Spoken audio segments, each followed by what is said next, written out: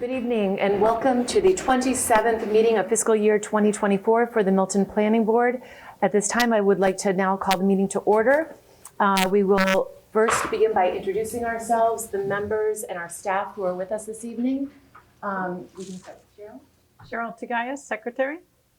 Sean Fahey, member. Maggie Oldfield, member. Jim Davis, member. And Meredith Hall serving as chair. And staff with us, we have Josh.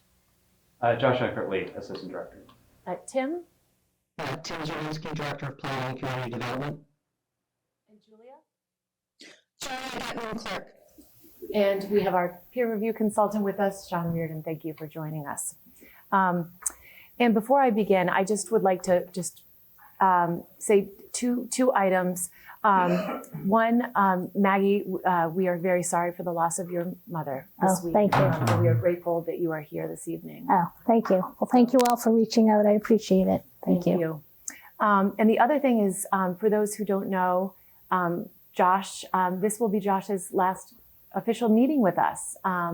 We'll let you tell a little bit more about it, but Josh has a wonderful opportunity that he will be leaving Milton and heading to Somerville.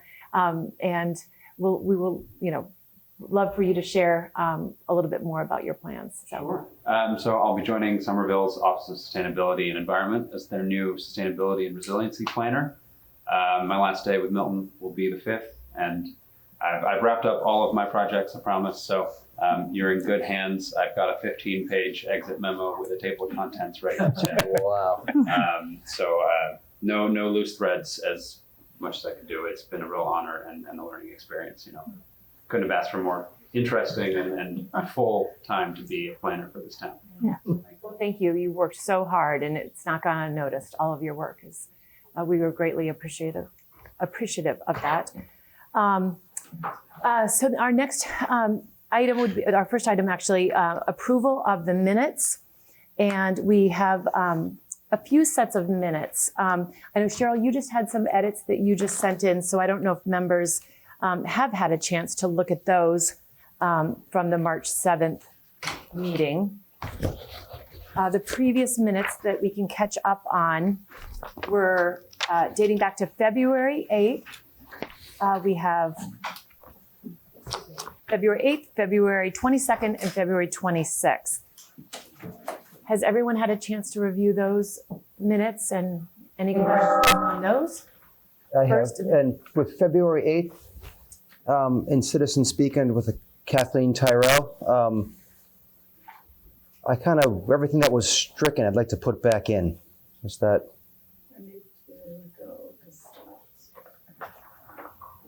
I listened to the tape, so, and I think it had to do with an accusation, is that right? That we learned that is not,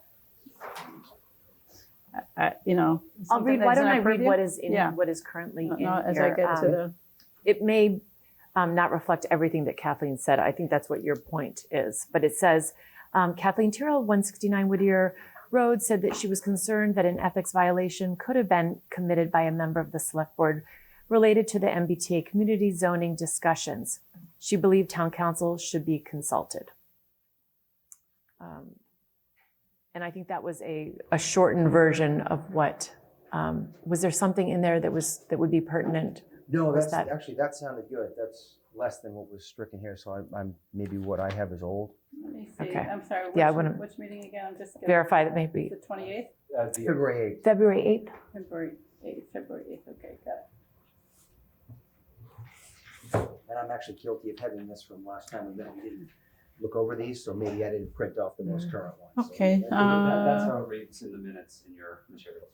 Okay. Yeah, that's what I see here too.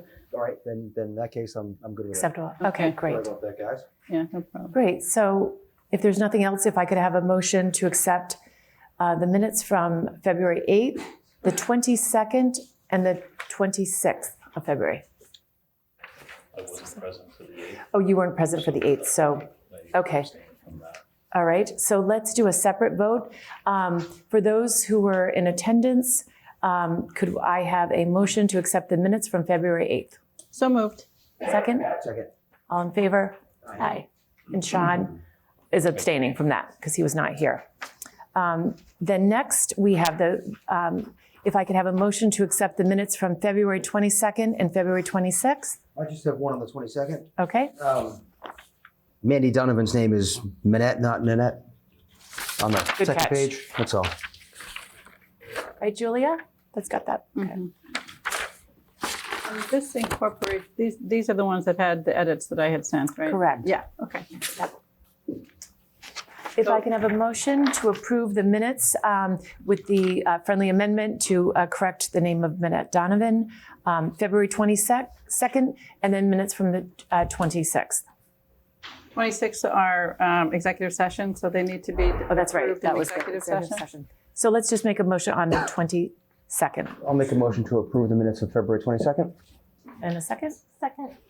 All in favor? Aye. Great. All right, we will need to approve those separately. And March 7th, those edits just came in, so let's maybe defer the March 7th until people have a chance to just review those edits.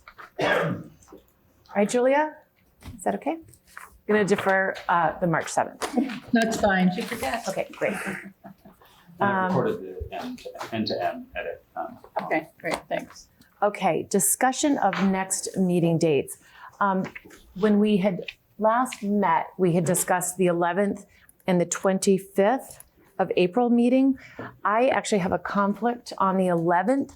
So Tim had sent out an email asking if it would be acceptable to meet that Tuesday instead of the Thursday, so the 9th. Would members be available to meet Tuesday the 9th? It's good with me. Yeah, I don't have a problem. Cheryl, does that work? I do have a conflict, but I can prioritize our meeting. Great, thank you. So that way we can Different continue board. the hearing. Okay, yep, all right. So Tim, that will, we'll have our next meeting dates will be the 9th. And I've consulted with Northbridge too, because that we would obviously want them to be able to available. So April 9th and the 25th. Okay. And now we can move to the Director of Planning and Community Development with an update, Tim, and you can highlight and talk about the East Milton Forum too a little bit. Yeah, thank you. Hopefully some folks out there were able to attend our East Milton Zoning Forum on Monday at the Milton Arts Center. We were able to record it a little bit via Zoom. So we'll get that up on, we have a dedicated page for that zoning effort on the planning board page. I had to duck out a little early, but by all indications, it was a really good meeting. I think MAPC is doing a really great job in this effort, really reaching out to folks and incorporating feedback. I think what I've been trying to stress all along in this process is that the people of East Milton wanted this, and we want to give people what they want. So this is very much a community-led effort, and we're really doing our best, working with MAPC to be responsive to what folks are interested in. So I think it turned out to be a really great meeting. There's a follow-up survey on the East Milton zoning page on the planning board website. If anyone wants to take it, you're absolutely welcome to do that. It's not necessarily open just to people in East Milton. We understand that it is, Milton's downtown. People go there from other parts of town, other parts of the region. So we do want to see that feedback from folks. And we'll be debriefing with Josh Fiala from MAPC and kind of talking about next steps. We'll probably have an update at our next meeting just about, what's next for that effort. I think the goal is to have a sort of a draft of zoning language done by the summertime that the planning board can then, work with. Obviously, once we have something in hand, there's a whole other process of public hearings. We want to take it to town meeting. I think we all, whether we're on the board or not, anyone that followed along with the Milton Village process understands that, once once pen gets to paper on the zoning, that's, really the first step, not the last step. We still have quite a bit of work ahead of us, but I think we're moving in a really good direction. Just a couple things that I wanted to just kind of preview. You may, if you've been following the select board meetings and then the Governor Stoughton trustees meetings, the Governor Stoughton trustees put out an RFP for affordable housing development on the remainder of the town farm site. There are 4 acres of town farm that we retained after the Pulte project. We received 2 really great responses to that RFP for what looks to be really high quality proposals for affordable housing on that site. The trustees are interested in putting together a review committee to assist them in kind of making a decision on as to which of these proposals to choose. And they've requested that a member of the planning board be a member of that committee. So we can't, pick a member tonight. It's not on the agenda, but I did want to preview that. That'll be an agenda item next time around. In advance of the next meeting, we'll send around both of those proposals just so folks can take a look, and you can decide amongst yourselves, if and who wants to represent the planning board on that committee. We do have an MBTA communities item on the agenda later on, but I did just want to kind of talk about something that maybe if we don't get to it, just so that it's out there. The town did file an answer to the AG's suit yesterday with the SJC, and included to that is a series of counterclaims. That was sort of the latest action in that case regarding the AG's suit against us regarding MBTA communities. On the MBTA communities website on the planning board page, there is a link to all of these documents. The select board put out a statement. We posted that on that page. And then there's a link to a folder that has all of the court filings that have been made by both sides. So you all can take a look at that if you want. Oral arguments are scheduled for October. I don't think that there's a specific date yet, but in the intervening period, our attorneys will be working with attorneys from the Attorney General's office on a schedule for briefings and filings and whatnot. So October is really all we know. In the meantime, there'll probably be some more news, again, in the intervening weeks and months regarding additional briefings and filings, that need to be made. So if there's more news, I'll get it to you. But in the meantime, there's plenty of documentation up on the website that folks can take a look at. Meredith, you mentioned it earlier. Josh is spreading his wings and flying. I wanted to just take a minute to thank Josh. He's been a really integral doesn't begin to describe it. He's been such an important part of this team. I think everyone that has interacted with Josh, either from the public or on the board or in town hall, understands, what he's brought to this town in his role as the assistant director. Assistant town planner, I know from experience, it's not a long-term gig. It's a really great opportunity to learn a lot about planning and then kind of move on to, brighter, bigger, not necessarily better things. Milton's still pretty great, but different things and different opportunities. And Josh is doing that. So we wish him the best of luck. Hope he's not a stranger. And just thanks for his time working with us. Thanks, Tim.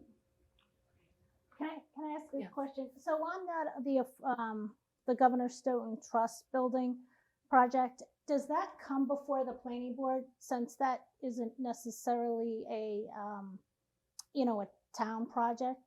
That's a separate Municipal. private project. Not So municipal. I think it'll ultimately be up to the. I'll have to look at what the responses are. The RFP contemplated a friendly 40B effectively, so that that would be a comprehensive permit project that would go through the Board of Appeals. The planning board would obviously be welcome, and frankly we would look to the planning board for comments and input, just like we did for all the other 40Bs. That's not necessarily set in stone. I mean, obviously there is the potential for a site plan approval variance process, but I think, the RFP did contemplate, and the way that a lot of these projects are done throughout the Commonwealth, is through that friendly 40B process that goes to the Board of Appeals. Thanks. Good question. Okay. Great. And with that, we can now move to our citizens speak. And if there's anyone in the audience, we do have a public hearing tonight. You will, residents who are here for the public hearing will have an opportunity to speak during that hearing. So if there's somebody who would like to speak to something else, please come forward. And if you could just state your name and address for the record.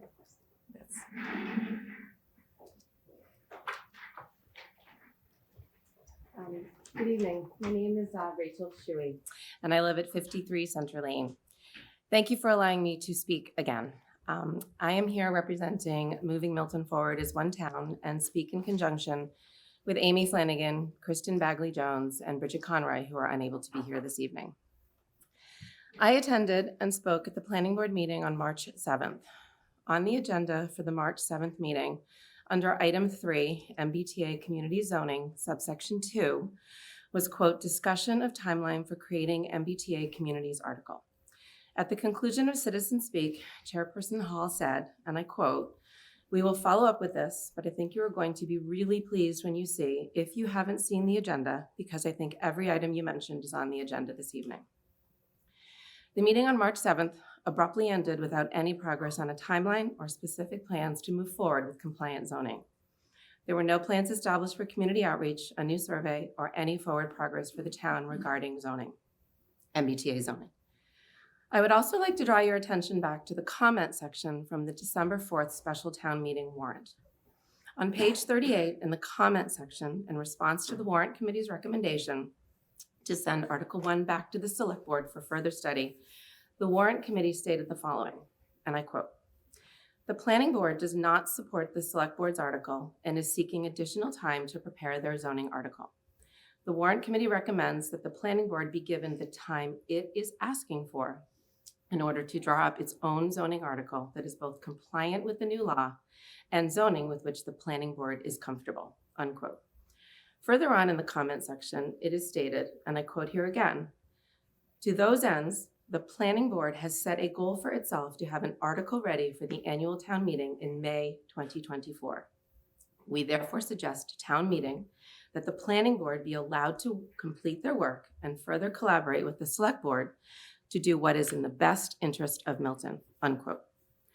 To be engaged in a lawsuit with the state and to not be working towards having a compliant plan in the hope that the suit might be dropped is just not in the best interest of Milton.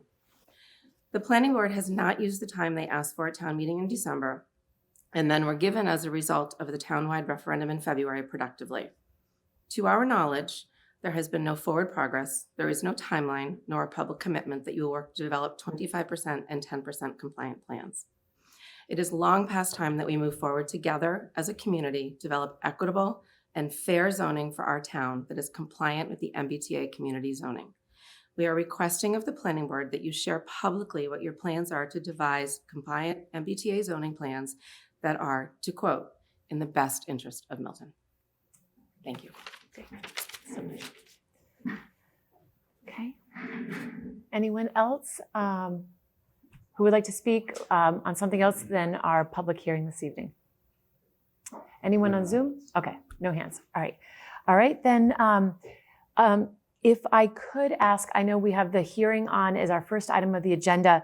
If it would be possible, we have a very short business item for 10 Bassett Street, if it would be okay if we just allow them to go first so they don't have to, because the hearing will be quite lengthy. So if I could invite Mr. Modestino and we can just discuss and let you get out early tonight. On the 10 Bassett Street site plan approval amendment, review and the vote on decision. And this was just something that as the speaker at Citizen Speak, it was 11:30 when we got to these agenda items, and that's the only reason why we did not keep moving forward unless we wanted to go to midnight. But thank you so much for coming, and we did invite Michael, and thank you so much for joining us too. I'm glad to be back. we've all had a chance to look at this, and we have voted obviously to approve this. It was just a matter of formality.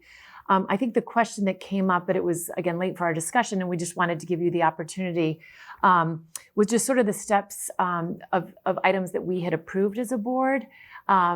And obviously those would be the wonderful enclosure of your upstairs, the eating area, which we were happy to see happen. It was a great addition to the space when people could eat outside, and it made sense to sort of enclose that area to serve those who wanted more space to eat. And then the next item during obviously construction, it appears that the discussion of putting a second egress and having an outside staircase to come off of that area arose in that need, and we absolutely want to support you all as a business and make sure it's meeting the needs of your site. And then so we did approve that, and I think we were all taken back and a little bit surprised to find out the next day it was announced that we were losing one of our favorite restaurants in that location. And without going into, obviously things that you all have discussed, we just wanted to understand that process. And I think we all felt like, did we just approve a staircase that caused, another, a larger restaurant to come in over 50, which would allow for over a 50-seat restaurant. And we just wanted to make sure that we were in good communication with you all as you move forward with whatever plans you have, and respectful, it's up to you all. It's your restaurant, but that we do have an understanding on the permits and the parking and so forth. So just wanted to hear a little bit more about your process and how, what the steps were in seeking those amendments to your special permit. Sure. Michael Modestino, representing the applicant. Thanks. First of all, on the stairway, that came up maybe around November when we first had a discussion about it. And I think it was in early January of 2024 that I initiated some discussion with Tim about this. Tim made some suggestions about what we should do as far as going back before the planning board and requesting a modification of the special permit. And we did file that shortly thereafter. The timing of it was that hearing came up the end of February, and we presented it at that time and told you what we were trying to do. And I think that the other part of this really had nothing at all to do with it. Okay. Because the plan to expand the second floor had been going on for 2 years. It started in 2022. And, we first asked that the enclosure be made, the covering and all of that, and that was done. And then it was subsequent to that we had the discussion about making it completely enclosed, and the board was good enough to allow us to do that. And that was like a year ago, a little bit over a year ago. And as far as the other thing that happened, it was just coincidental. It really had nothing at all to do with it whatsoever. And I would make a point that the tenant has been a wonderful tenant, well liked. She ran a good restaurant, and she actually gave a lot of good ideas about what was going to happen on the second floor. I think the contractor, Anthony, told me that it was kind of her idea that came up with the idea of the stairway being placed out there. So we appreciate her involvement as well. But, it was just a matter of timing, and it really had nothing to do with the other issue. As far as the use of the property is concerned, my client tells me that, they're going to have the 49 seats out there in the enclosed area. That's not going to change at all. And that the restaurant will not change despite whoever moves in there. And I would add that, there's been some discussions out there, but there's no lease signed with anybody, so we're not 100% sure who would move in there. But there would be no expansion of the restaurant at all. There'd be no further demand upon parking. I really can't get into too much about the tenant because I don't think that would be appropriate. But I can tell you that those discussions began probably around February 20th or thereabouts. And her lawyer and I worked out an agreement. And that agreement, I think, was to everyone's mutual benefit. And that's kind of where it stands. And I just don't see any relationship between the two. Great. Any questions yet? I think I was interested in having you come in part because I wanted to kind of relay a message that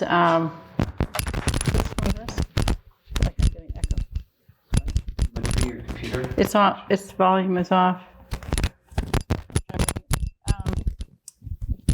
I had expressed some concern about the congestion at the entrance, about this where you have the two entrances and the stair coming down, and the proximity of the parking space to it.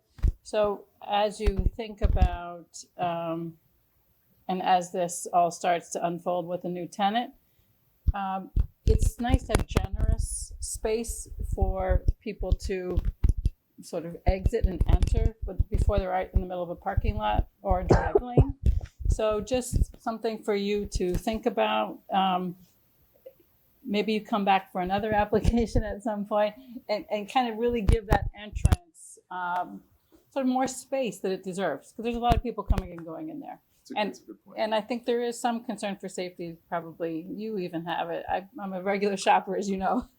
And that cross, at the entrance there does get kind of busy and cars coming through. So I wanted to share that, those observations with you. Okay, so thanks for coming in. Thank you very much. Other questions? Right. Well, thank you. I think that just gives clarity, and we just wanted to, we're here to work with you and help you in any way we can. We're just mindful of, what the future is looking like, just that we're in good communications with Tim and the planning department, in their office, and requirements for parking and so forth, which I know you're very well aware of. So, Very aware. and it's a very coveted parking lot that you have. So we just know, it's there's a lot of competition for parking, and we just want to make sure it's adequate for your needs above all. So. I don't know if they want to stay at the table, but I do have a couple of minor edits to the actual decision. If that could be brought up. Yeah. We have to hold this, I think. Yes. Did that.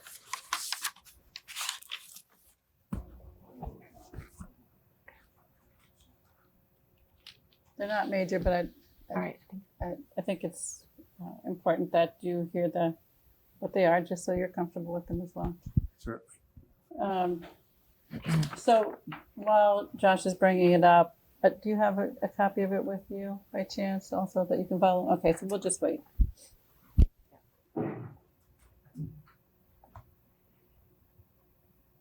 Okay, and the fourth line where it says that connecting to the second story patio, that's no longer patio. So I think the word patio should be struck, and these three words added: indoor seating area.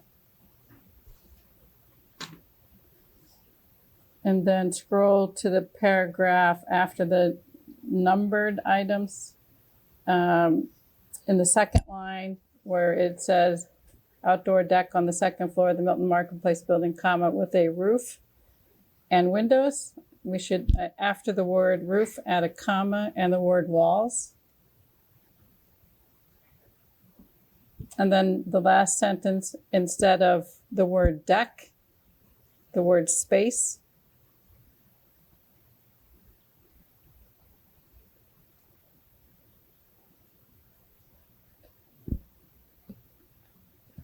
And then lastly, the last sentence, Josh, on behalf of the planning board and then I want to insert the date. You already have that. Okay. That's it. Changing the 14th. Well, March 14th. Vote. it was 14th, but now it's 28th. It was We voted. approved on February 22nd. But we voted on the 14th. So we took the vote, we're just approving this now, the language of it. I think it stays the 14th, Okay, sorry, that's, right? You will need to take another vote to authorize Tim to execute. we don't, that was my question. Okay. You do. We do. You didn't do that last time. That's what I thought. So it is the 28th. That's what I was saying. Well, so Well, on technically on the the- 14th, you took your 5-0 vote to approve, as stated, and then today, unrelated to the text of the decision, you'll vote to authorize Tim to execute this. So then it says, and executed by Tim. So those words should be stricken then because we didn't actually take that vote? Or is that staying? Or we just leave it like this and vote again and change the date to the 28th. Wrap it up. That's what I thought. Oh, because we already took that vote. Well, Tim, do you have any guidance on that? What's the, did you or did you not take a vote to authorize me to execute it on the 14th? It says in here that we did, so I thought that I wasn't raising a question. I was just suggesting the date be inserted because it hadn't been there in my copy, but. Yeah, I think that's, put that date in there. My question is that we're amending it, so we're actually taking a new vote. So what this will be reflecting is the final vote and directing Tim So to sign on our behalf. what I thought it would be was that we're just voting on the actual language of the decision. Because we voted to approve the site plan amendment already. So we're not reopening that vote. We're just doing a separate vote, I think. But it's, okay.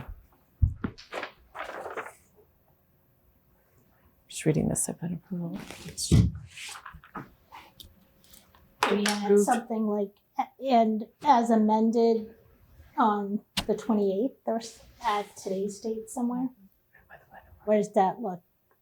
See, Not that we clean. did the vote, we Right. approved, and then we said we would, as always, we follow with the actual decision. We don't re-vote the original vote when we vote on the decision. We do a separate vote on the decision typically. But the original decision was February 22nd, which would not change. No, there was no decision on February 22nd. Like, we voted- Approved by approved by the Milton Planning Board at its February 22nd, 2024 meeting by a vote of 5-0.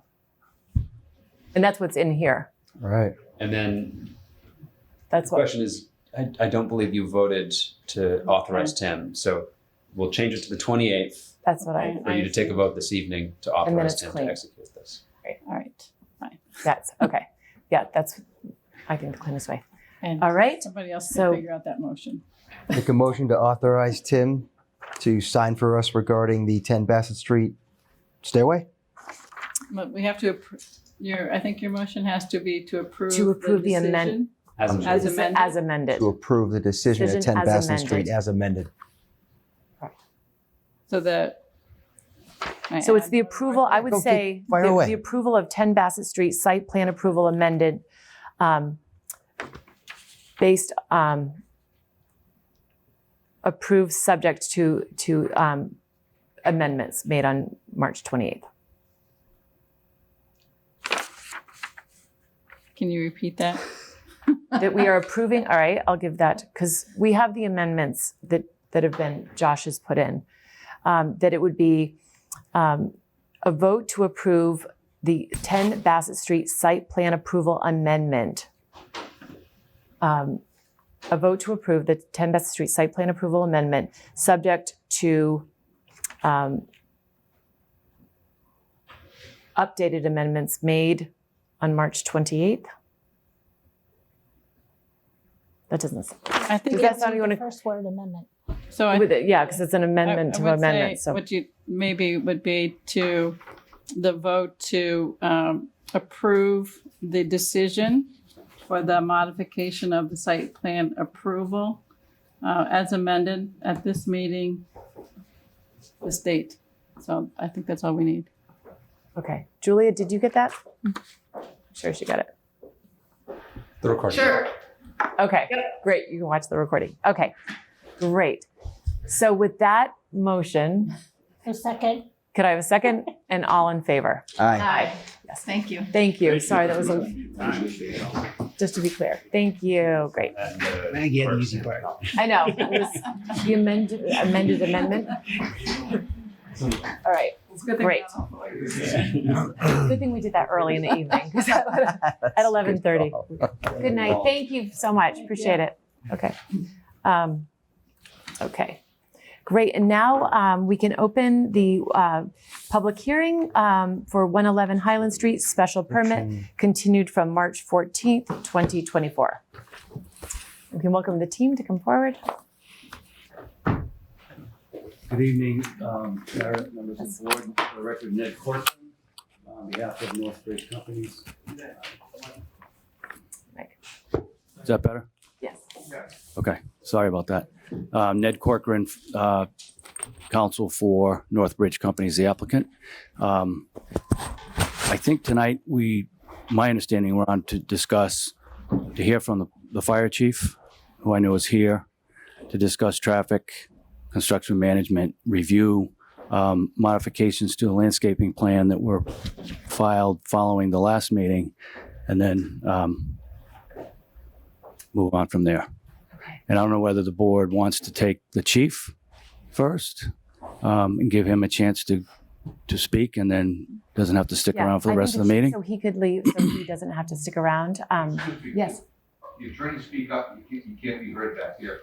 Oh, can you want to, maybe a different microphone? It might be a little bit difficult to hear. Thank you. We'll turn the sound up a little bit. But hi there. Welcome, Chief Madden. Thank you. Appreciate it. Thank you for coming. Great. Yeah. So, and we probably, if you could stick around for a little bit, we may have questions also from some of the residents and the neighbors. I know you have reviewed, the plans. We have our peer review consultant also. And if you would like to comment on your overall, opinion and approval of the project, from what we understand, you're supporting. Sure. So this project. I guess the process that I go through, going big time. The process that we go through at the fire department is usually Mr. Swinski will bring a project for me and say forward in a couple of days and say, hey, take a look at this, review this, and I'll review it with Lieutenant Steve Italiano, the fire prevention officer, and we'll review it together. And what we do is we look at the overall plan, and then we kind of put it through its paces through. We follow the NFPA 1 code, which is basically the code that we follow. It's in accordance with the NFPA, and basically the code that all fire departments are supposed to follow throughout the country. And Massachusetts has its amendments, and that we do it. So we review that, and then we'll have a meeting, and we'll have a meeting with the project team, Mr. Reardon, Josh, and Tim, and we'll have the conversations, and we'll have those open conversations about what works and what doesn't work, and what's in code, what's not in code. So basically, the way I look at anything is, if it's in code, then it's good. I can't ask for anything more, and I certainly don't want anything less. I want to make sure that we're within code. And when you look at the site plan here, there are some things that when we first started this, that were a challenge, and working with Mr. Reardon, and I rely heavily on him on some of the finer points of it. So when you look at the access road per our code says it needs to be 20 feet wide. So check, it does, and it has to have an access of 13 feet 4 inches, nothing overhead. So that's a check. The access road has to be within 50 feet of at least one door. So that first entrance, when you're in that circle, that check, it checks that box. Then no part of the building can be more than 150 feet away from the access road, unless it's a fully sprinkled building, and that can be up to 450 feet. So then when, taking a look at the overall project, the size of this building, it's going to be 100% fully sprinkled. And when we get into the building plans and the site, after the site plan, we work with the building inspector, Lieutenant Italiano. We'll go through everything to make sure that everything is within code. So as long as we know that, and again, the size of the building will require it to be fully sprinkled. So when you look at that, yes, that checks that box. Everything is within 450 feet of the access roads as it goes around. Any access road over 150 feet has to have an adequate spot for the fire department to turn around in its largest vehicle. And that's where I lean on Mr. Reardon with the turning radius. He has the layout of our largest vehicle, the ladder truck. So we put that through the paces to make sure. And I'll tell you, working with him when I first became chief, he educated me on a lot of things when, talking about all the projects that we have worked on in the past. So when you look at that, can we get around that circle? Yes. And I believe we worked a lot with the developer to make sure that the fire truck could get around that circle. And then as you go straight up, the fire truck can make that T-turn up and that up a lot. And that when you come into the project, the turn to the left, I believe that's like 146, 145 feet. So it's under that 150 feet. And one of the things that they worked with us was, I believe that went from 20 to 24 feet. So we actually had the extra width in case there's a truck coming out or we're going in or whatever would be there.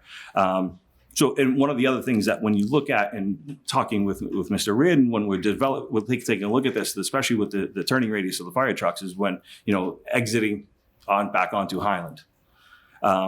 If the road was at anywhere on Highland, when we come out of Spafford or any of it, and we turn onto Highland, we have to go into oncoming traffic. It's just the size of the vehicles, the narrow roadway that there is already there. If we kept that main entrance at 20 feet, we would have considerably had to go into the oncoming traffic to turn. Widening that out to the 24 feet allows us a better turning radius to get out of that space. So those are the things that we look at when we look at the site plan, and that's the site plan for anything. And that's the way we look at it. As long as everything is within those parameters, then we approve it. It's a pretty accurate assessment, and the learning process is mutual. So the way it usually goes is he has his issues, and then sort of I have things that are sort of practical considerations that may not be in the code. So, for example, 20 feet is all they had to provide for that side access road. But because of how constrained it was, because of all the activity that was down there, we said, well, it should be a little bit wider. They changed that. The big problem we had in the beginning was the fire truck couldn't make the turnaround at the circle without sort of transgressing into the parking spaces. So we had them change the geometry of that to make sure that the fire vehicle can comfortably make that turnaround, that circle. And same thing that the chief mentioned about the exiting movement from the driveway. It's always a bit of a balance, right? Because you have two things that are sort of at play or at odds. Is if you want to try to make the driveway, the radii so big that the fire truck can sort of comfortably make that turn, then it ends up with this really, really wide mouth that's not terribly safe when it comes to normal traffic, right? You have people taking the corner too fast. You have conflicts with pedestrians. So what we try to do, and we've always worked with the chief on this, is strike a balance between those two things. And I think we did that here. Any questions from board members?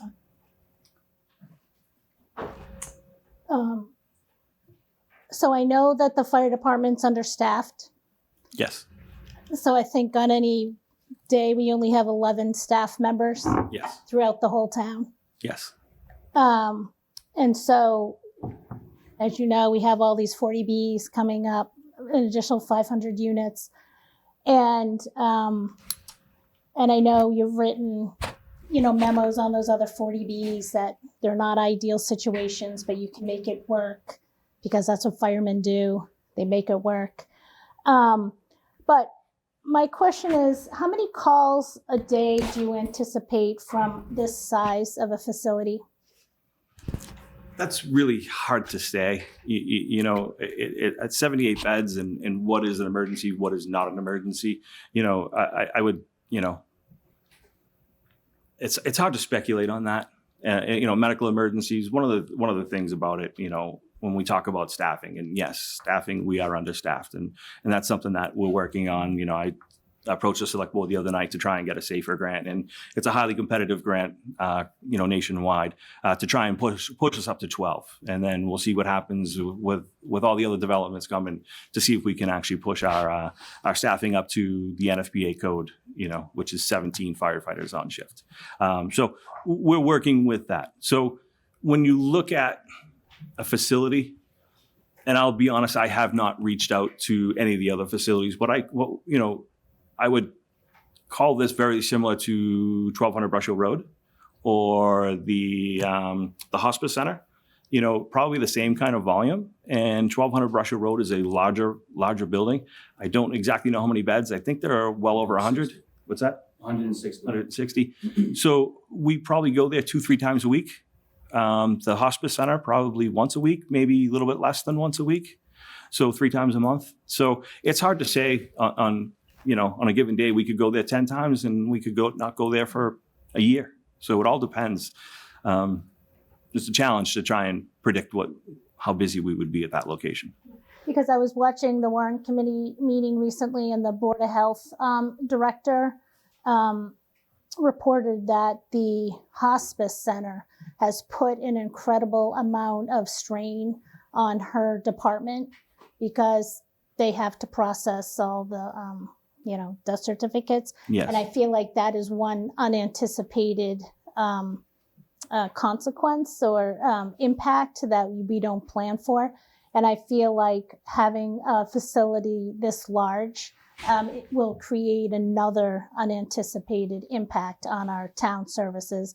And as you know, we should have gone for an override this year, and we didn't go for an override this year. So there's probably going to be an operational override in the fall. So we're trying to plan for all the impacts that could come from this type of facility. And I agree totally. That's something, but the emergency care of that is less. So and it'd be more medical transports out of this location than anything else. So and that is a challenge for myself. When I became chief, I had a conversation with somebody in town, and I said, one of the things I needed to do was to take a really good look at the fire department and see where we are and see where we're going in the future. What is the future going to bring for us? So that's a challenge, especially when we're building new firehouses. We don't want to be behind the 8 ball. I don't want to spend $30 million on new firehouses and all of a sudden be like, oh, they're already obsolete. We don't have room for this. We don't have room for that. So that's something that we've been really trying to look forward and, that crystal ball. And, with whatever happens with the MBTA communities or, all the 40Bs, obviously the fire department is going to become a little bit busier, incrementally as these new buildings come in. And it's a challenge to say, well, this type of unit is going to say this is 40 calls or, so we're just busier every day anyways. Compared to last year, we're busier than last year. We're busier than the year before. We're busier than 20 years ago, where the last time our staffing was up was 22 years ago, 23 years ago. So we're just as busy. We're busier than ever. And trying to project that out and to do it in a way, if we hired the 20 firefighters that we need right now, obviously the town's budget can't afford that. So trying to come up with different ways to increase our staffing that won't break the bank. And that's a challenge. So. And I just know our elderly population is increasing, and it's a significant size. So this building is going to provide for our elderly population to live in. So I just want to make sure that they're getting the care that they deserve. So my other question is the size of the truck. I've kind of been, on the site. I think this plan has only taken into account like a 43-foot. Yep. And I know there's plans for a new engine that will be smaller, I think. So my concern is because in my business, I have trailers coming in where the trailer's 53 feet long and then the cab is another 20. So I always like to plan for worst case scenario. So I think with all the new, construction going on, do you think that really we should have looked at the length of a 43 when we should have done the turning radius for much larger pieces of equipment, especially since Milton depends on mutual aid? So if Milton's largest truck or the truck that we planned for was only 43, like what is Boston bringing in or Randolph? So I haven't given the new size to to Sean or anybody. So it's still the larger truck that we have, the 100-foot aerial. So that truck, the longer truck, is the one that has been used, and it's the exact same size as anything in Boston, and the exact same size as anything in Randolph or Quincy or anything like that. So And sometimes keep in mind, sometimes the larger, longer trucks are actually more maneuverable because they can steer from the back. So Quincy has the tiller, which is longer, but it has the rear, the tractor trailer type thing. So we have not until, and I was thinking about that, saying, oh, we could put this new one in, but we're going to keep the old ladder truck for a backup. So I never changed anything, and I've left the same, the one that we've used and the one that will be the backup for a long time, the longer vehicle. I've left that in there, and I did not pull that number out. So. Okay, so that's all I have for now. It's a good one. I got a quickie. Sure. So I understand that each fire truck has its own turn radius. Yes. Is there any chance that a smaller truck that we own could have a larger turn radius than that largest truck that you just mentioned? No, the technology is becoming incredibly, when we were trying out the new, we're getting a new tower ladder, and our members went out and tried, driven around Randolph's new tower or Boston's tower, which ours mimics Boston. It's the exact same specifications that Boston has. And they were just stunned at the greater turning radius with the new vehicles. But so the ladder truck is the one that is the hardest to do. Okay. The new tower will have a better turning radius and steering radius. It's just, they were like, it's amazing. You can do this with two fingers, and it's just, the technology is amazing. So the ladder truck that we have right now, it's a 2006. So that is the most challenging vehicle that we have, and that's the one that would be the most difficult. So and it also has the bigger overhangs. So the software that we use for analyzing the turning movements actually knows how far the ladder extends past the front of the cab, knows how far the bumpers extend past the wheels. So the software actually allows you to track the paths of those two things. So it's really robust, and we generally try to use the vehicle. All those metrics are in the software. So if you pick the vehicle, whether it's an E1 or an Arrow, it actually tells you everything, like the lockout angles of the wheels, the dimensions of the wheelbase. So all of that feeds into the figures that are drawn in the computer to distinguish the path that they take. Cool. So we usually pick. It ends up being the vehicle that has the widest or the biggest turning radius. So most often, like a tractor trailer has an inside turning radius of about 42 feet. Right. The longer the truck, the bigger the path they sweep in doing that, because the rear end sticks out a little further. But it's that radius that generally controls, which is the vehicle that we use. Good. And a lot of times what we will do is if a developer or someone that runs a project that has any kind of questions on that, they'll have us come out and we'll actually go on site and we'll drive the ladder truck or the engine around different spaces to make sure that we can fit in there. And if we need to make any last minute adjustments, they'll work with us. Okay. All right. Just trying a worst case scenario. No, and that's why I left that. That's why I left Good. that bigger vehicle in there, because I was like, oh, I can change this out, but it's not coming for another year and a half. So then it's like, well, we're also going to keep it. So we might as well keep the longer vehicle in with beautiful plans. Yeah, and that was one of the things that we asked the applicant to do. The original analysis was just a sort of a cartoon of boxes of the truck going through the site. And we were like, no, that's not adequate. You need to run an auto turn analysis. So they actually went out and got someone to do the auto turn analysis. Yeah, I know. I saw it in the big plans that they originally gave us. So, yeah. I mean, the software even allows you to sort of put in a speed. So it decides how much flexibility to give that dimension based on the speed of the vehicle. So for example, if I'm tracking a tractor trailer through a parking lot, I can tell it whether to do it for 5 miles an hour or 10 miles an hour. If you do it for 10 miles an hour, it gets bigger. Sure. Right? So it's a pretty powerful tool. Cool. Good. Thank you. Any other questions? Okay. Is there anyone, any of the neighbors, while you're here, because I don't want to keep absolutely. you, I thought it might be good just to, if there's anyone from the public who would like to ask any questions at this time while the chief is here and we have our consultant, please feel free to join us. Yeah. Thank you. Name for the record, welcome. Great. Thank you. My name is Dan Hill. I'm an attorney for the neighbors on Spafford Road. And I just had a question, I guess, on the fire code length that the chief just mentioned.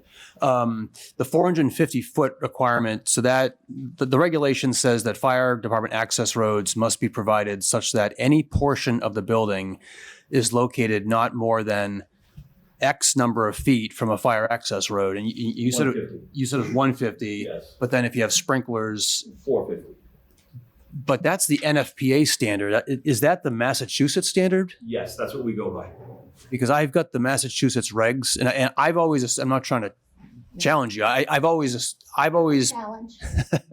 no, and I've been doing this in several towns when we look at these projects, and I've always had the mass regs in front of me, and I've got the current mass reg that says it's 250, not 450. So I think my understanding is that the mass reg, and that's true with a lot of the so the NFPA is a model code that every state in the country adopts, and then each state can basically make it more strict, make certain provisions more strict. And Massachusetts has made several provisions more strict. And my understanding is that they made this provision more strict by saying the distance is 250. So Which standard? Which year is that? I just opened it from the link from the state's website. If I could respond to that. So that the response is in my memo. So that's section 18, which deals with fire access. The very first paragraph of section 18 says, this section does not apply to towns that have accepted subdivision control law. So section 18 of the Massachusetts section does not apply to towns that have accepted subdivision control law. And those towns, it's presumed to be within the authority of the already happened, just jurisdiction. The fire chief. So we revert back to the NFPA, which allows the fire chief jurisdiction and establishes the 450 feet. And Milton adopted the subdivision control law in 1966. But this project does not come under the subdivision. Correct. But But because the town has the law, that's the standard. Well, that particular section of the Massachusetts revisions to the federal code doesn't apply. I mean, you're still protected because it's the national fire code that covers all these issues first, and then Massachusetts sort of adds on where they deem appropriate. But in this situation, so if a town hasn't accepted subdivision control law, then everything after that paragraph would apply. They'd be subject to the 250 that Attorney Hill mentioned. And that's what the state fire marshal has said. That's how they interpret this. This is just my read of the initial language. Even though this is not a subdivision.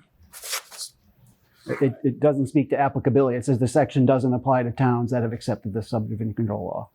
Which is pretty much every town in the state. So.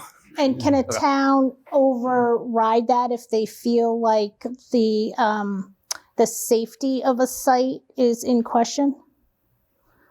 The authority having jurisdiction, if I felt that it was a 30-story building and we needed to, thousands of people in there, yes, we could sit there and say, yes, you need to do this, you need to do that. Okay. So you're the authority having jurisdiction. the overseer. Sorry. And it works both ways too. I don't think I've ever done a project where the fire chief hasn't got what the fire chief wanted, regardless of whether it was required by code or not. So it's usually, to Chief Madden's point, just because the code says it, that's a minimum standard, right? If he thinks he needs something to do the job and he asks for it, the expectation is that the applicants would do everything to provide it. Okay, and then with respect to the requirement that fire access roads can't be constructed where a fire apparatus would have to cross the center line, we're all in agreement that is being violated here, though, right? And we're just making an exception. Is that right? I believe in this case, anything turning on and off of Highland due to the age of that road is going to, you would never be able to have something in there like, we were saying, it would have to be a 40-foot wide or a 30-foot wide, whatever the number is, to get out there safely. And, we do it coming outside here to Canton Ave. We the front bumper does kind of go into the opposite side of traffic. So we're very careful in everything that we do. So we try to limit that. And that's one of the things that we worked on with this project, is to make sure that was a little bit wider than what was called for. Okay, thanks. Great, thank you. Yeah, and that kind of goes back to just the history of the town, that it was never anticipated that a facility of this size would be on certain historic ways. So Highland Street is a historic way. So we all understand to make it safe, and that's what your job is to make it safe. But it comes back to the question, is it the correct site for the size of this building? And that's not under your jurisdiction. So you're making it safe for what you need to do. But then the question is, for us, is it the appropriate site for this type of size? My only input to that would be that the planning board adopted a master plan that called for a project like this at this site, and town meeting approved it by zoning it. So the town made a decision that was conscious about what should be developed at this site. And I just had a question, because you originally referenced working with the building department, which is great when everyone can work together. At what point do you anticipate speaking with the building department on, sidewalks, in different ADA compliance and things that you were? That is 100% on them, on their codes, right? The building codes. When the plans are submitted for a permit, they will send the fire protection to Lieutenant Vitaliano, and then he'll have an opportunity to review it and make his notes and answer back to make sure that everything is at that Would point. it be helpful for you to see, if there were final plans before the permit, that you could have conversations and So once they review apply it for the earlier, permit, I guess. it goes back and forth. The electrical inspector will look at it, the plumbing inspector will look at it, we'll look at it, and if we have any kind of questions or anything like that, then we'll make the notes and go back with Okay. The building department wouldn't issue a building permit until all of those issues have been resolved at that point. Right. But those issues aren't even going to be raised until well beyond this board is finished with its business. Okay. So, question. That's what referring to your, sorry. No, Chief, in my experience as an architect working on projects, the requirement for the fire protection system, there might be a flow test required to see if there's adequate pressure for the sprinkler system that's being designed at the facility. Would that be required at the same time that you're reviewing those plans to make sure there's adequate water supply for both the domestic and the fire protection here? Yes, once all the plans get submitted to us, and then we'll make sure that everything is supposed to be, where it's supposed to be. And like I said, Lieutenant Vitaliano will review those plans, talk to the building inspector, and make sure that we're all on the same page, because that also has a lot to do with them to make sure that there is adequate water to serve the building, and then make sure that there is enough for fire protection. And then again, in some jurisdictions where I work, there's a separate line required for the fire protection, separate from the domestic. So is that the same as requirement here? It would, yes. We sign off on. He'll review all that, sign off on that, and then make sure, before we do the acceptance test, they'll make sure that the sprinkler's working and there's a proper flow. We did with our own firehouse that now is sprinkled and has a sprinkler system now. So we make sure that it has the proper flow, working with the fire protection engineers. So it would be at that time that the adequacy of the water supply, where it's being connected to, would be determined? I believe so. That would probably be well before it gets to us.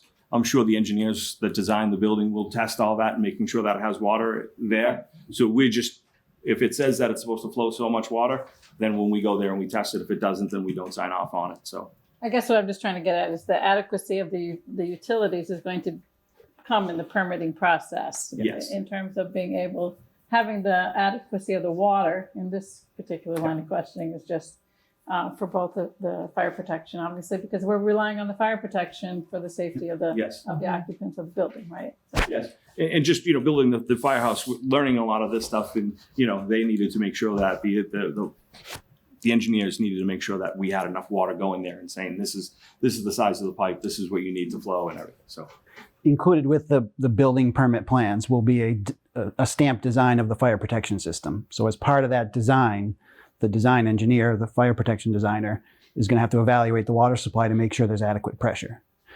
I think we did a fire flow test. You do what's called a fire flow test to say, to to go out in the system right now and you basically flow a hydrant to see what the pressure drop would be to make sure that you can provide water for a fire at a certain volume without dropping pressure in the neighborhood. And I think you guys did that. I'm not aware of the fact that having done that, but that's certainly, the DPW would have to review those plans and sign off on availability of water as well. And usually in more urban settings, it's not usually an issue because you've got a sort of a robust interconnected network where things are fed from all different directions. But they'll have to do that as part of the fire protection design. So that should be a condition of our. Or is that? It's absolutely it's fundamental to the fire protection design. There's no way you can do the fire protection design without a fire flow test. It's a condition of the application for the building permit. Yep. I just want to bring these questions up because the residents and the neighbors who might have questions about this, I want them to understand how the process works. So if it was found that there was some deficiency, then they would either have to be remedied or the permit wouldn't be issued, right? Exactly. Okay. It's a very normal process. One of the first things that'll be done is they will do a hydrant flow test. They'll understand what the flow is, and the fire protection engineer will then design a system that is able to provide fire protection based on the flow of the hydrant. Normal process. It'll happen pretty early on. Yeah. So, Well, and just again, for residents, if there's not adequate pressure, there can be a fire pump that's installed, or as part of the fire protection system to increase the pressure for the facility. Again, I just want folks to understand there's a lot of permitting that's still required in the building permit stage. Yeah, and it's very detailed too. Yeah. So, I mean, right now, it seems like there's a lot of information being shared, but once they get past this point, if they do, there's a lot of detailed design that has to happen. I mean, the fire code itself dictates where every little sprinkler needs to go. So, all that has to be detailed as part of the building permit package. do you know if the hospital the fire service is fed off Highland? I don't. I think I know we get the false alarms every once in a while. If there's a water main break on Highland, we will experience, the hospital will come in fire alarm wise, but I'm not sure if it's just one side or if it comes off of, but I believe it may be off of Highland. Yeah, it would make more sense, Chief, because climbing from Reedsdale uphill wouldn't make a lot of sense. But the reason I bring it up is if there's adequate flow to service the hospital on Highland Street, there'd certainly be adequate flow to service this facility. I would expect to. I mean, the hospital might have services from two separate connections, but to Cheryl's point, there are solutions for all those issues, whether it's a cistern, whether it's a pump. So there are design solutions for all of those things. Yeah, and I think, Cheryl, you bring up these are good questions because there have been a number of questions around access via fire vehicles, Chief, and also is there available water to service it? So they're good for the residents to hear. I agree with you. I think, if I may, one other issue that I have heard is what happens if there is an emergency. I understand that this is a shelter-in-place facility, much like Fuller Village, Unquity House, et cetera. Can you describe what that means and how that works? Any type of larger building, residential building, we prefer shelter in place. If the fire alarm goes off, we don't need, like Fuller Village.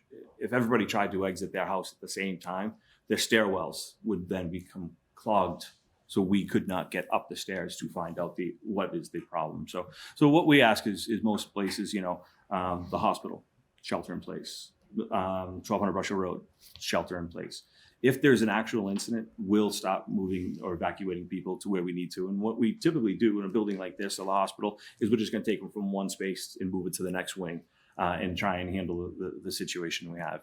And then, if it's bigger or anything like that, then we obviously, rely on mutual aid or anything like that. And, so the emergencies would be, for a fire alarm would be shelter in place. Obviously, if it's a medical emergency, we'll make sure that we get in there and have room for the ambulance to get out. So we have a lot of buildings that are shelter in place right now in the town. Great, thank you very much. Any other questions from anyone here tonight? Jean, do you want to? Yes. grateful. Hello, everyone. Gina, 120 Highland Street, Milton. Welcome, thank you. Hi, Chief. Nice to How are meet you? Nice to meet you. I'm well, thanks. And thank you for being here. Chief, I had a few questions, but before I even start, first of all, I'm the biggest fan in the world of police, fire, and all first responders. Thank you. So please don't take anything I may say as a criticism. I was going to say there's a but there, right? Maybe there is, maybe there isn't. Okay, so I'm trying to understand the subdivision control law and the, what do you call it, the fire prevention code that the subdivision control law controls when it's in place. To be Is honest that- with you, I'm not up to speed on that. Okay. But basically, the way I have the NFPA code in front of me, the book that I have, Right. is the code that I have in front of me, and that's what I look up. And that's what I have. Right. So there are different editions of it, and different editions have been passed. Sure. So I was just curious on that edition that we referred to. Was it the 2018 edition or the 2021 edition of that code? Well, the 2021 edition was not passed or adopted in Massachusetts, and I forget. It was just probably a year or two ago. So it may not have been enforced at the time when we first started talking about this project. So I'll have to double check on that math. But as far as the subdivision, I'm not exactly sure what Sure. that law is. Well, a few years ago when this application was first presented, maybe 4 years ago, myself and other neighbors contended as to what Maggie's point was, that, I think everyone's pro memory clinic and pro healthcare. However, this site is not the proper site for it. And I stated to Mr. Corcoran and the applicants that I thought this site lacked the proper infrastructure to be safe for the public. And going through different rules and regulations under Chapter 18, it says the minimum inside turning radius of a fire department access road shall be 25 feet. That's the minimum inside. The outside is 45 feet.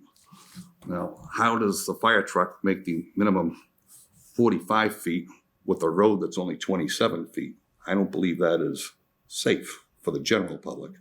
I think you guys can do it with multiple turns and finagling the truck, but I don't think that is optimal for public safety. I think it's a huge detriment. And to that's why public we safety. rely on the radius, the turning radius. Right. That. And in the Chapter 18, it says that the authority having jurisdiction may well increase the minimum inside turning radius to accommodate his vehicles. You can increase these numbers, but you're not to decrease these numbers. And to me, these numbers are decreased across the board throughout the whole place. If we get back to the turning radius, and this is really your purview, but it's the engineers, the corners are supposed to have 25-foot diameter corners. Right now, your fire truck, God forbid you had to go up there, and you try to take the turn coming from Town Hall to the right, you're going to be all over the sidewalk on Highland Street, which to me isn't, again, optimal to make the corner in there, because the front of your truck is going to be staring at that retaining wall. And the retaining wall, I don't think is even a good retaining wall either. We said a couple of weeks ago at a different meeting that these blocks were gravity blocks. And gravity blocks are different from fire safety barriers, or excuse me, road safety barriers, which are the typical metal guardrails that we're all used to. And when the state and localities put them in, they drive away in the ground. They're inside cement. But this block wall, if you're coming around the corner and it's slippery, you got a truck that weighs maybe 50 tons, and you're going to hit 4 or 5 blocks away, maybe 2.5 tons. I can envision those blocks going in the water and your men going with it. And it's about a 12-foot drop. And I think if it's a car or an SUV, that thing's not only going to go down 12 feet, it's going to flip upside down in the water. And again, I don't think this allows for public safety in any way. So We will, and working with Mr. Reardon and making sure we do that auto turn diagram and making sure we've worked those corners to make sure that the ladder truck. And in here, in your code, it says it's required. And my request, and I think a lot of neighbors and maybe these board members would appreciate it, if we could actually do it right here up on the screen so we can all see the cars and trucks go through. Now, another part of section 18 says that if this access road can be blocked, let's say your truck's trying to take the corner and something happens, now the entire access to this development is blocked and there's no secondary emergency access road. Right. Again, to me, this is not safe for the general public. I mean, the firemen can survive it okay, I'm sure. But again, I think this is poor planning on the engineer's part, not yours. And then down at Winter Valley, I had said to the applicants back when they were doing it, to me, my reading of the code is they don't even have a legitimate sewer. They want to tie into Spafford Road. I believe it's out of bounds according to the state law. But that's not your thing. But I also said, I thought the access road in there should break through into Winter Valley. So if you folks had to get out of there in emergency, you could go straight through. And that was one of the concerns we had when we talked about making the access road wider to make sure that we do have access in and out. If we are in there and somebody needs to leave in a hurry, we have that extra space to make sure that we can get out of that space. Yeah, and I saw this, I have a chart of this fire access road plan that you guys have with all the little red trucks going around it. Yes. And I have a number of concerns about that delivery zone. This is not really your problem, but OSHA says that access road should be 26 feet wide because trucks backing into the loading zone need to wiggle a little bit to straighten themselves out. But where you folks come in as well is if you were to go down that access road, I assume you're going to go in nose first, that you're not going to back down it. We will. But all the delivery trucks, and again, this could be a potential accident, it's a blind corner for them backing up. You've backed up, I imagine, those fire trucks. Yes. And every rule from OSHA says these streets should be at right angles. The town of Milton's bylaws say these streets should be at right angles. But to put it at the angle the engineers have it is the worst case scenario. You're asking drivers to back up these big, huge trucks with people who have mental issues, a lot of them, and they can't see. And there's no spotter here for your trucks or for the delivery trucks. And again, I think that's suboptimal. And again, I think if you were at a different location, like say up a Pepsi Cola plant, and Northbridge wanted to do this development up there, I feel it would be 10 times safer across the board. Anytime our vehicles back up, we have a firefighter has to be a spotter. Yeah. Anytime. However, the delivery trucks are going to be there a lot more than you folks, and they don't have any. And again, that's not your purview, but I'm just talking general I'm public just going safety. on the code that I see. Right. You know. Do you In have my backup reading of cameras? Code. Some of the trucks have backup cameras. The new ones will have backup cameras. Some of the older ones do not. Gotcha. And my reading of this code is, again, as the neighbors and myself said initially, this is just the wrong site for this development. It lacks the infrastructure. And by infrastructure, we meant roads. As you go down Highland Street, and you, I'm sure, know this well, when cars are coming in the opposite directions, it's a nightmare because there's just not enough room on those roads for your trucks and the average passenger cars. Every single telephone pole has giant hunks taken out of it. And that memory clinic like this, I even called the owner of the memory clinic a few years ago when Fontbonne was saying the convent was up for sale. I said, it's 70 units, you should consider that. And I think you would agree, it's much safer, even where you guys consider the other firehouse on the corner of Center Street and Brook Road. If you're turning off of Brook Road, and that's what today's code is, for these big developments, they want it to be off of like a Randolph Ave or a Brook Road, a street that's 50 feet wide, 60 feet wide, that can accommodate your equipment and everyone else's safely. And we just don't, as you say, it's not your fault, not mine, not Ned's. We got a 21 foot wide road on Highland Street.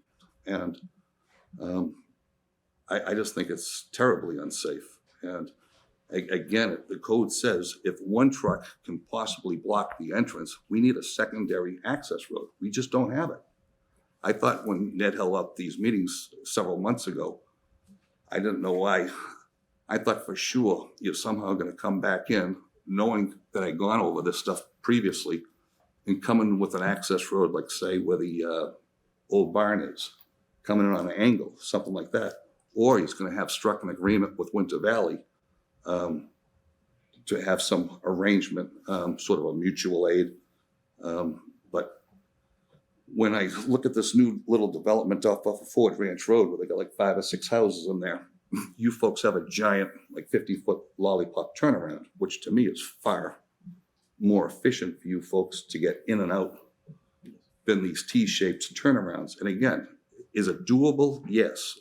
Is it in the best interest of public safety? I don't think so. I don't think anyone in this room thinks so. I think, going back to Maggie's point, it's just not the right site. And that's been many of the neighbors' contention all along. And I know you guys, as Sean was saying at a meeting several months ago, you guys are go-getters, and you guys don't take no for an answer. And if there's an emergency, you'll get there somehow, by hook or by crook. But I think everyone agrees that, see, the code says, and the code doesn't have a dog in this fight. The code says you guys need safely 25 feet on your inside radius, 45 feet on your outside, that you as the authority having jurisdiction can increase it, but you can't decrease it. And we don't have 45 feet at all. We got 27. Thank you. I think this is a good point, maybe for. And just for clarification. Yeah, to respond. The size of the radius of that circle is probably about 35 feet. So the inside radius is about 35 feet. The outside is probably closer to 65 feet. So, the radius of the curve and the width of the road are two totally different things. So I'll make a couple of quick final points if I may. Now, I understand that the sprinkler systems give you guys all kinds of leeway as far as changing certain things. But I think a lot of people would agree, God forbid you have a gas leak, a sprinkler system's virtually useless. If you have a chemical leak, a sprinkler system's useless. Now you have 70 people who need assistance probably leaving there. For starters, we only have about 25 employees in place, trying to get 75 out of there. When the first responders come in, when you folks come in with these giant fire trucks, you only got 2 or 3 guys on the truck, maybe 4.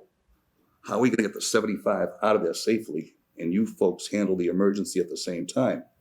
And so now you have to, in my opinion, rely on the police and others to assist you. And this whole place is going to be congested like crazy. And even, I imagine the most advanced, the best spot for you to pull up a fire truck to break your holes in the roof, to vent it in case of a fire, that sort of thing, is right in front of the front door. However, our crosswalks are right in front of the front door. So now these poor people, they don't have a sidewalk. I suggested at our last meeting that when, God forbid, there's an emergency, and just for, I think, public accommodation, human nature is to resist walking any further than you have to. So I think if in a panic or some sort of emergency, everyone's going to flee that door and bang a right up towards Highland Street, because there's no point going to the back parking lot because there's no shelter, there's nothing there. But there's no sidewalk on the right-hand side. And again, you folks respond to accidents every day, car accidents all over the place. I hear the radio. And in this case, we have no grass strip protecting the people on the sidewalk. We have no shade trees, again, which add a little further protection to the people on the sidewalk. There's just, I see this as the developers putting profits over public safety all across the board around every inch of this thing. And I think if they were in the back of Cunningham Park, say where the old Milton convalescent home was, I don't know if you're aware of that, that's a much safer site. I think the Pepsi Cola would be a much safer site for you and your men. I think the American Legion Post, I think the Egan Center, you can go on and on. When you have the resources that this developer has, everything's for sale. To me, if they wanted to buy Cunningham Park, they could probably do it in a heartbeat. So I don't think this location is the right one. I think they should choose another one. I thought, as I say, they should have bought Fontbonne, and the house behind it got torn down. That would have made a great parking lot. And access off of Brook Road is far more appropriate than access off of Highland Street. And I thank you for your time. Thank you very much. I appreciate it. Wait, can I ask one more question? Yep. So how many pieces of first responder equipment can fit on the site at any one time? It depends on what the emergency is. If the building's on fire, the sprinkler system is designed to keep the fire in check. And if the fire is in check, then, you know, we do have 3 engines and a ladder and a deputy chief, and there is room up there for each one of them. But really the most important ones that would be the ladder and the first due engine. The first due engine would feed the standpipe or the sprinkler system, and that would, you know, hook into a hydrant. And those are the ones. Everything else is just carrying people and equipment. So that could all stay out in Highland or move out of the way. So, you know, and to your point, when we look at any building in town, and one of the things we like to do is what we call a pre-incident plan. We like to look at the building and say, okay, if this building was on fire, how are we going to respond to this? Or if we have a medical emergency, how are we doing that? We actually, you know, talking to the training officer today, we were talking about some of our parks. You know what I mean? Like, you know, when we go to Kelly Field, we get a call for a person down in Kelly Field. Well, there's 17 different ways to get into Kelly Field, which is the easiest way. So we look at these situations and looking at this building, you know, how would we do this? And we would plan it. And as our response would be the standard response going to that building. And that's what we would do. We would make sure we handle those emergencies that way. And, you know, the men and women of the fire department are really, really good at their job. And thank you. I appreciate your kind words on that. And they know how to handle an incident like this. You know what I mean? We have the training and they have the abilities to command. Our shift commanders are very, very good at incident command. One of the things we would rely on is mutual aid. If this building was on fire and we had to do a mass evacuation of it, then we would rely on our mutual aid partners and making sure. And they're very good when they're arriving on scene to work with that incident commander to say, okay, I need you to do this. Leave your truck here, bring your tools. So one of the incidents that I was actually at probably not too long ago was the evacuation of the Brockton Hospital. You're talking 225 people. And it took a long time to get that done. And you're talking, we have a 10 Did you do it with one sidewalk? What's that? Did you do it with one sidewalk? We basically did it with one sidewalk because the backside of the building was on fire. So we were limited to one side of that building and no power anywhere in that building because it was an electrical fire. So we managed to evacuate 220 people out of that building, some very, very acute sicknesses, illnesses. And, you know, we did it in probably about 6 to 8 hours to making sure. And it was a major undertaking and, you know, one of those things. So when you look at a building like this, when we look at the Equity House, we look at Fuller Village, we look at all these buildings, right? Any of those buildings, if we have to evacuate them, are going to be a major undertaking. But if I may just say this, because you just caused some thoughts to go through my head. So if you had 250 people and it took you 6 to 8 hours, is it safe to assume 70 people, we're talking 1 to 2 hours? Maybe. In the event of an emergency? And again, with a tight sidewalk, I mean, when your trucks are coming in, your bumpers overhang the sidewalk where these people have to get out. Right, and we wouldn't, in this situation, it wouldn't be more of a sidewalk. These people probably would not be walking out. It would be an ambulance task force and we would take them out via ambulance. And we would make sure, so we have that 24-foot wide. So we would make sure that we keep that access open to get into that space and out of that space. Well, even on the ladder trucks, I understand the code is that if you have to extend the ladder, you're supposed to have a 26-foot wide area to do so. Again, I don't see where you have that in any place there. 26-foot wide. No, I don't think our outriggers are 26 feet wide. Eight, maybe 4 feet on each side. So I know, but I think they're also expecting people to be able to get around you when you have the outriggers out. You know, when you put the outriggers out and your truck is what, 8.5 feet wide. Yep. And they come up outriggers go out about 3 feet on either side. 3 feet on either side, yes. So and I will tell you 14 feet. So you need about 22 just for a car if he's rubbing against your outriggers. And you know, we are very well trained in doing that. You know, but the general public who might want to get out isn't. We would make sure that we work with the general public, and if we take access, that we'll take access. We block that road. We block that road. And well, again, I just want to thank you for your service and thank this board for the generous amount of time. Appreciate it. Thank you very much. And the more room is always better. More room is That's always always better, better. but yes, it's just one of those things that, it's part of the job that we do it. You look at plenty of spaces in this town, there is not enough room for. Right, and those are established places, but when we're talking about new developments, Right. usually you tend to overbuild to make sure that you can take into consideration worst case scenarios. Right. So more is always better, and that's why conservation signed off to give you more. And that's another problem I have, but so yeah, but more is always better, not just a little bit more. All right. Thank you. And Dan, you had one more question, and then we'll Yeah, I just had a quick move question to on the our turning next radius subject. issue. Yep. Because I think that was what Gene was trying to get at. I think what Gene was trying to say was not that the turning radius on the circle was insufficient, but the turning radius at the intersection of the driveway and Highland Street. Do we know what the turning radii is what is proposed at that intersection? Do we know what that is? 25 feet. I don't know the size of the radii. It's probably on the order of 15 to 20 25 feet. But again, that's the inside curb radii. Right. The path that the truck takes in making the turn doesn't follow that curb line. It takes a different shape, and that's what the auto turn analysis is for. Right, but what the fire code requires is the inside turning radius has to be a minimum of 25 feet. So the vehicles that we use, I don't think any of them have a 25-foot inside turning radius. Right. I think they're all in the order of 32 feet, 33 feet. So the vehicles that we're analyzing aren't capable of making a 25-foot radius. So the swept radiuses that you see on the plans are all bigger than 25 feet. No, I understand, but I think the point though is that this street, Highland Street, is narrow, and the trucks have to go across the center line to be able to make these turns. I think that's the overall point here, is that the turning radius combined with the narrowness of the street creates a situation where you don't have good access. It's not optimal access. Whereas if you're doing this on Brook Street or Randolph Ave, you would have much more room to be able to turn trucks in and out of the And driveway. I agree, that is not optimal. And working with the developer, they did make sure, when the first came out, it was impossible to get in there. So then they made it wider, and then we worked the turns to make sure that we could get in there. Yeah, And but you got wetlands on both sides. I It think is it's a balance, right? So if Highland Street was really narrow, which it is, you could physically make the driveway wider and the curb the radii bigger. you can't though, because because you have wetlands on both sides. So you just have a larger impact. You have to mitigate more.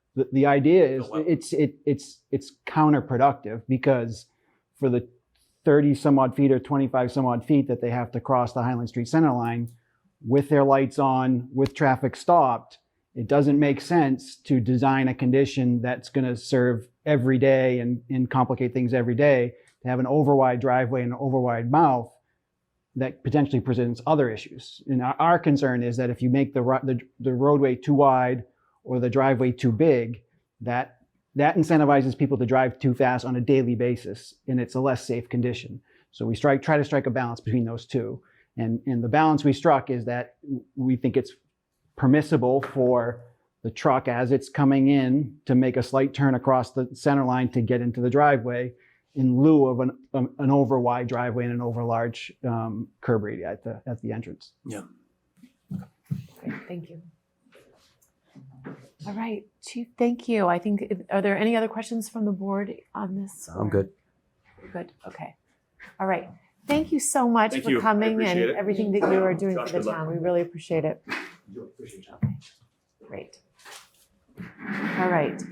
And now, who do you have for traffic? Are you? And we do have a presentation also from Minette, so that I know, and we'll have other speakers, but if we would like to open it up first to. We have a brief PowerPoint presentation. I'd ask for Scott Thornton and Derek Roach to be promoted, and I think Derek is going to make the presentation. It's fairly brief. I don't have Mr. Thornton. You don't have, he had a conflicting hearing tonight, so if he wasn't going to make it, it was going to be Derek Roach. Anyone else on your team? Well, at this point, I would promote Sashi and Paul. Sashi, Paul, Eric Green, just so that if they need to answer questions, they're able to do that. All right, great. Hello, Derek Roach here. Can you hear me? Derek, Um, can't hear you. Can you hear me? Yes, now we can. Thank you. Sorry about that. I had a little difficulty there. Yes, Derek Roach with Bassett Associates here. Do we have the PowerPoint? Coming up just a sec.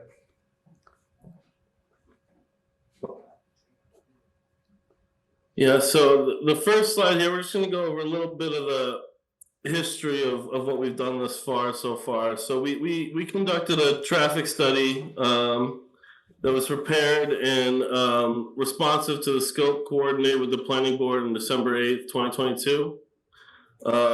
With that study, we reviewed traffic index during 3 time periods: weekday morning, weekday evening, and weekday midday.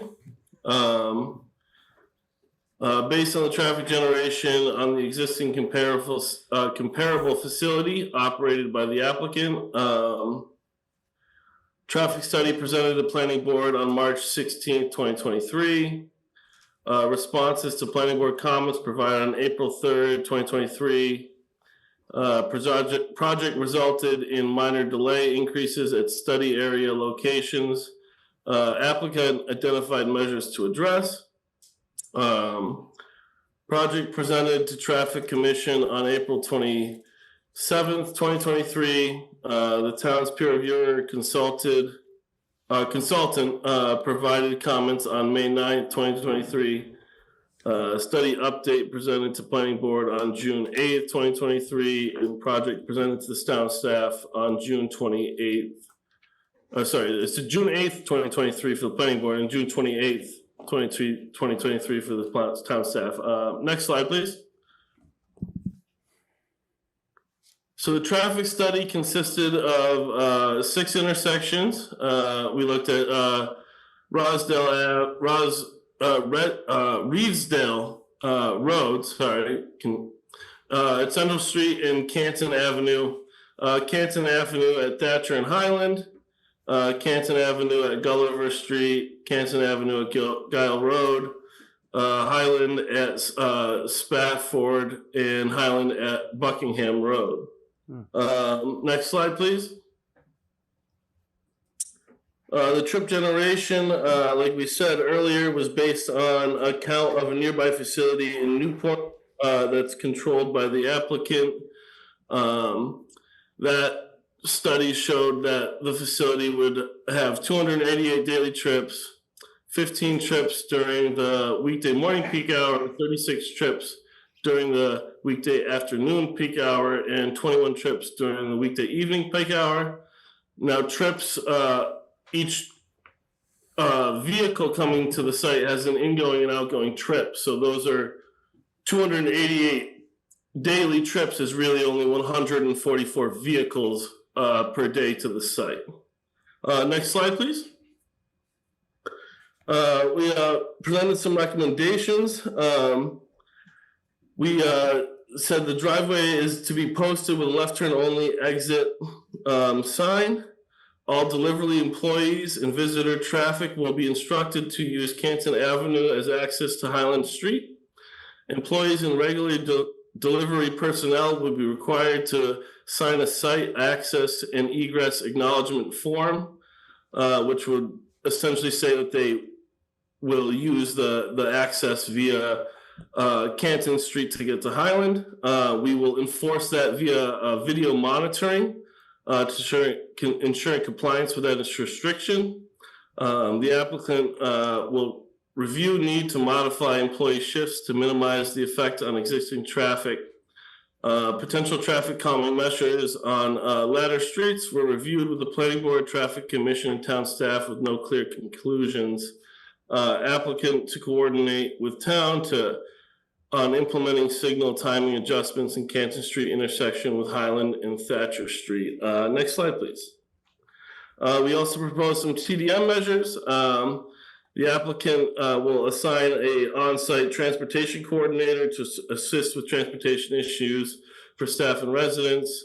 That will include work to encourage alternative transportation, including posting public transportation schedules for the existing MBTA bus routes number 240 and 245 in the BAT route 12 on Reedsdale Road. Identify van pool and carpool resources through the Bay State Commute Program. Review services available through Neponset Valley Transportation Management Association for possible membership. We're going to provide bicycle parking and EV charging stations on site in the proximity to the building access points. Next slide, please. We looked at the site distance for the driveway for vehicles entering and exiting. Based on the recommended distances based on the speeds on the road on Highland Road. They need 309 looking to the west and 276 looking to the east. We're providing 500 plus in each direction. The next slide is just another visual of this where they're showing the visual description of it. The top line would be the sight line of people looking into and from the site, and the bottom line is any visual obstruction, roadway or otherwise.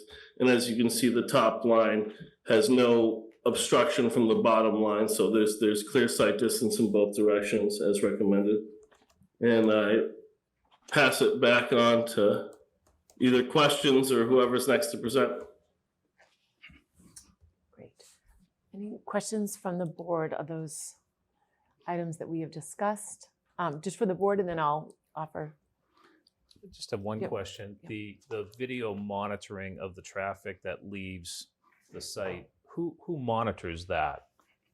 We would, the applicant would monitor it and would agree to a condition that said they would report the effects of that monitoring on a regular basis to the town. But they'll be monitoring it daily, weekly, and monitoring both entry and exit because they can pick up who's coming in and from what direction, and certainly monitoring traffic as it leaves. And we think that's a pretty strong and enforceable way to pay attention to the notion that traffic needs to come up and down the hill from Canton Avenue to the site driveway.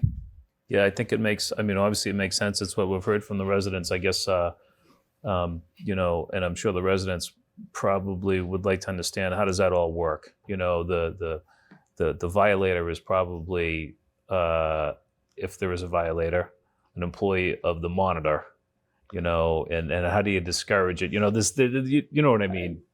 Absolutely. Yeah. But, you know, first and foremost, this applicant wants to be a good neighbor of the town. Yep.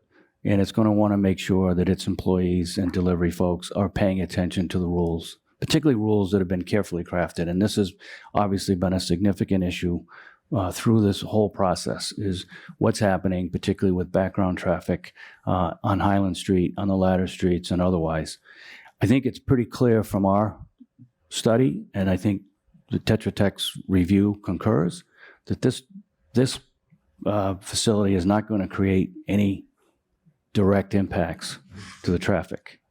And the notion, the only impacts would be if people were willy-nilly leaving and taking the ladder streets or going up and over Highland Street to access Randolph Avenue.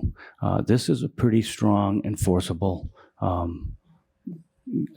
requirement, and it is one that they will review regularly with their suppliers, and they'll review regularly with their employees. They'll have periodic employee meetings that will be enforced, and they'll keep logs of all of that activity, and those logs will be available on request or for periodic delivery to building commissioner and the town planner. Does it apply to the visitors of the residents? The best I think they can do with respect to the visitors to the residents is try to educate them, but that's a different story. There are very few visitors on a daily basis. So it's not unlikely that one or more coming to and from the site might take the shortcut up Spafford or, you know, come up and over Highland Street. That is possible. But conversations will be held with the families in an effort to educate and try to get them to agree to comply. And if they notice someone who has come in, they'll have a conversation with that person. And if that person is picked up on the monitor a second time, then they'll have to have some follow up. Thank you. And Sean, if I could just add, the other benefit of having monitoring is sometimes when you get a complaint from a neighbor, right? If without the monitoring, it becomes a he said, she said scenario. So in this case, if the neighborhood sees somebody coming and accessing the facility, the facility's going to have a record of who it was and can remedy that. So the video monitoring is serves a lot of purposes. And not to beat this one to death, but I guess my last question: how long does the record last? Is it 6 hours, 12 hours, 24 hours? If that situation were to occur, Sean, oftentimes these videos recycle after 12 hours and you don't have that any longer. Do you have any idea, Ned? I don't. I think they can be programmed for different lengths, that they can be stored. Yeah. As over time. I think probably closer to 30 days. Really? Okay. Than hours. But we can certainly answer that question. Yeah. And you could condition them to maintain the records for a certain period. Sure. Too. Yeah. I did have questions. Meredith? Yes, go ahead. Yeah. We had talked about how the traffic study, and this has been some time since we've talked about this, but school, since this is close to the high school and we know traffic patterns, excuse me, and since I live on Canton Avenue, I know the traffic patterns are impacted by the schools. Did this traffic study take into account the school release time in the afternoon? And how does that relate to the shift change? Do those occur at the same time?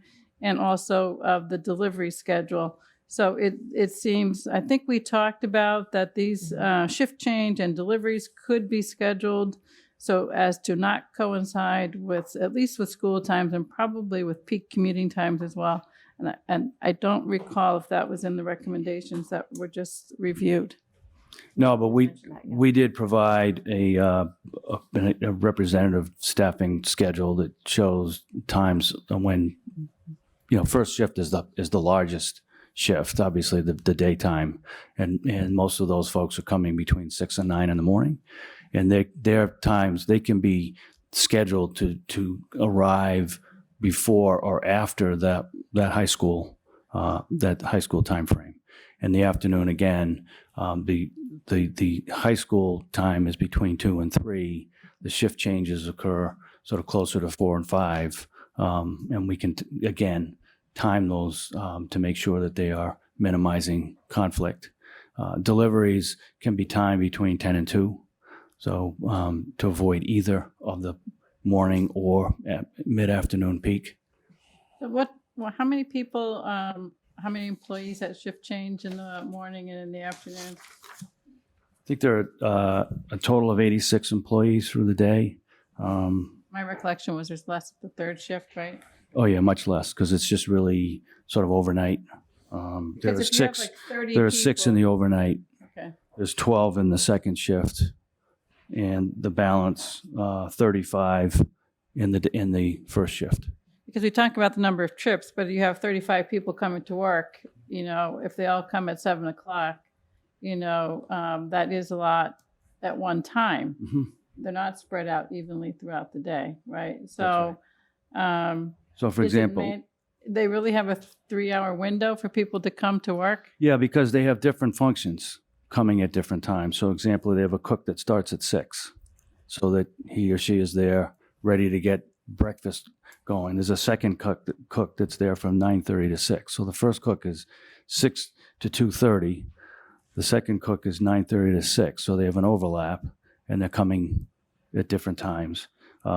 Dishwashers are coming, work from 10 to 6:30. Food and beverage directors there 9 to 5. The wellness coordinators there 9 to 5. The wellness care aides are there from 7 to 3. One nurse from 8 to 4. Another nurse from 12 to 8. Nurse director from 9 to 5. Housekeeping is generally 8 to 4.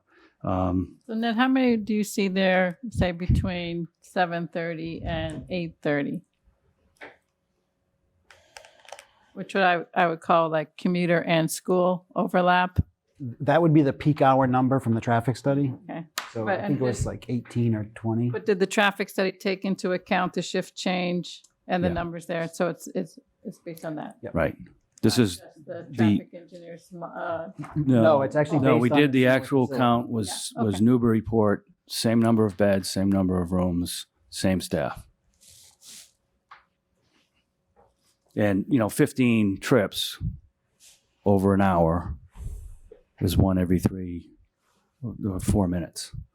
So it's not a constant drumbeat of lots of traffic. It's one coming in, then another coming in, one going out, and they'll And come in. is their departure staggered the same? And the same thing is their departures will be staggered similarly. Okay, thanks. Actually, sorry, one other thing Yeah, quickly, yeah. Maggie, Yeah, sorry. Finish. On the signalization recommendations at Canton Avenue and Highland, what's involved with that in terms of actual work? Maybe if that's Sean or if that's Derek that needs to answer that. And the reason I'm asking is that something that could become a responsibility of the applicant in this project? I think it's the applicant's engineer and the town's staff just changing out the computer programming. But it does take, it is work. Mm-hmm. And to your point, there wasn't a clear commitment as to whether they were doing it. Right. And one of our comments were, is this a commitment that you're going to do this? And it's going to cost some money, and it's not physical construction, but it is work. And we've said in our response to comments that we are prepared to provide that work, to pay for that work. Okay, thanks. So that was one of the questions. Sorry, but Oh, yeah, no, that's you fine. were You can first. follow up. No, you But can I follow just I was going to mention the traffic mitigation fund, which has been established, and maybe a portion of that,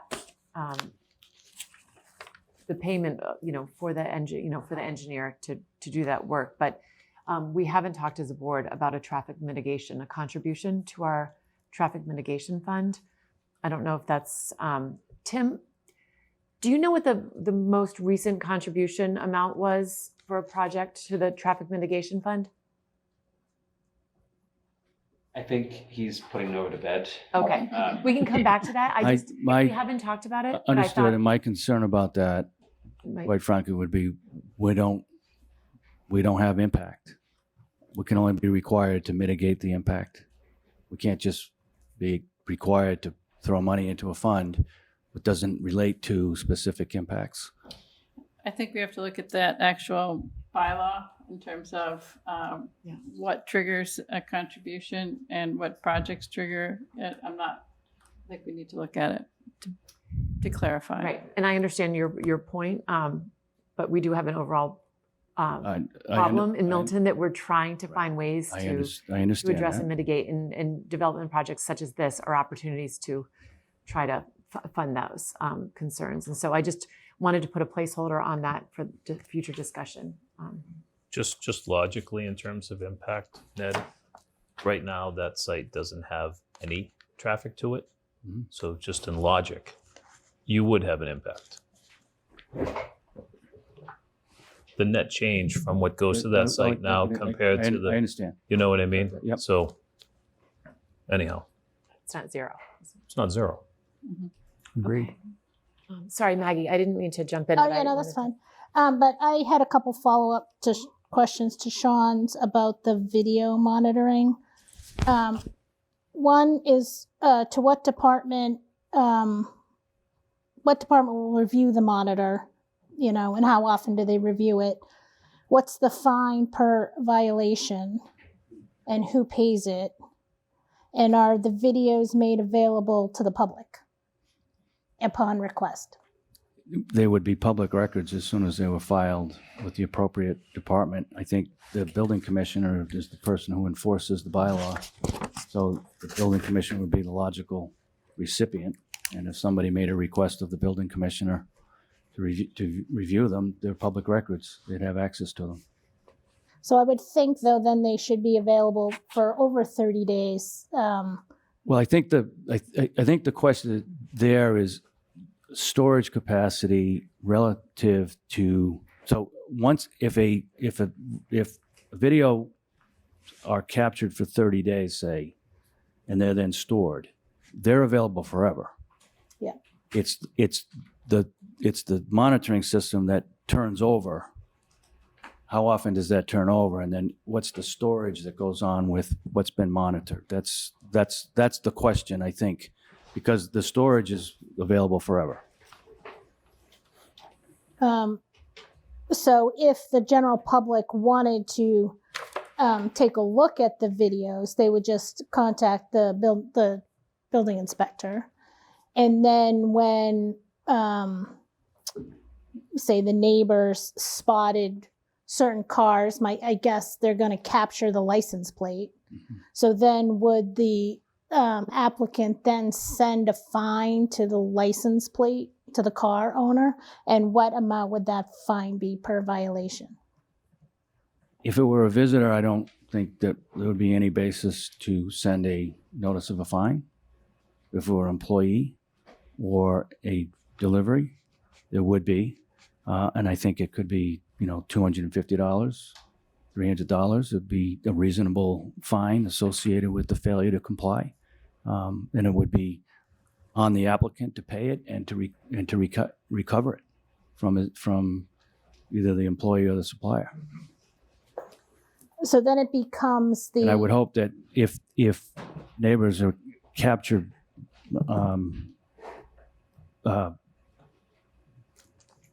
license plates, that they would share them with us so that we can investigate as soon as possible.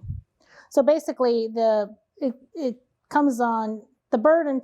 The burden is on the residents to police the people coming and going.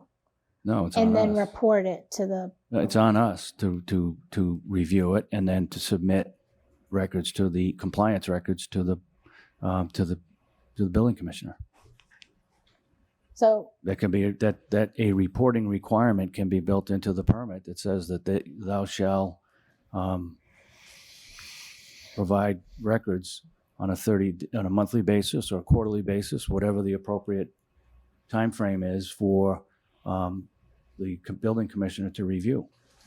And a fine, we could determine a fine. Absolutely, and if there's if there is a violation at the time of reporting, they presumably would pay the fine and recoup it, and not wait for the building commissioner to determine whether there's non-compliance.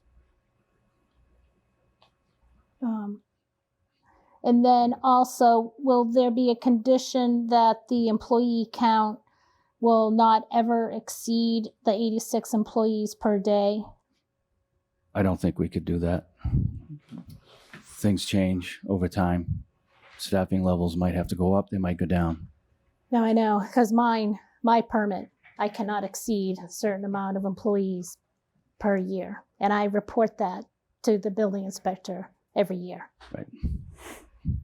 And I report how many yards of mulch I sell every year, and how many cubic yards of loam and compost.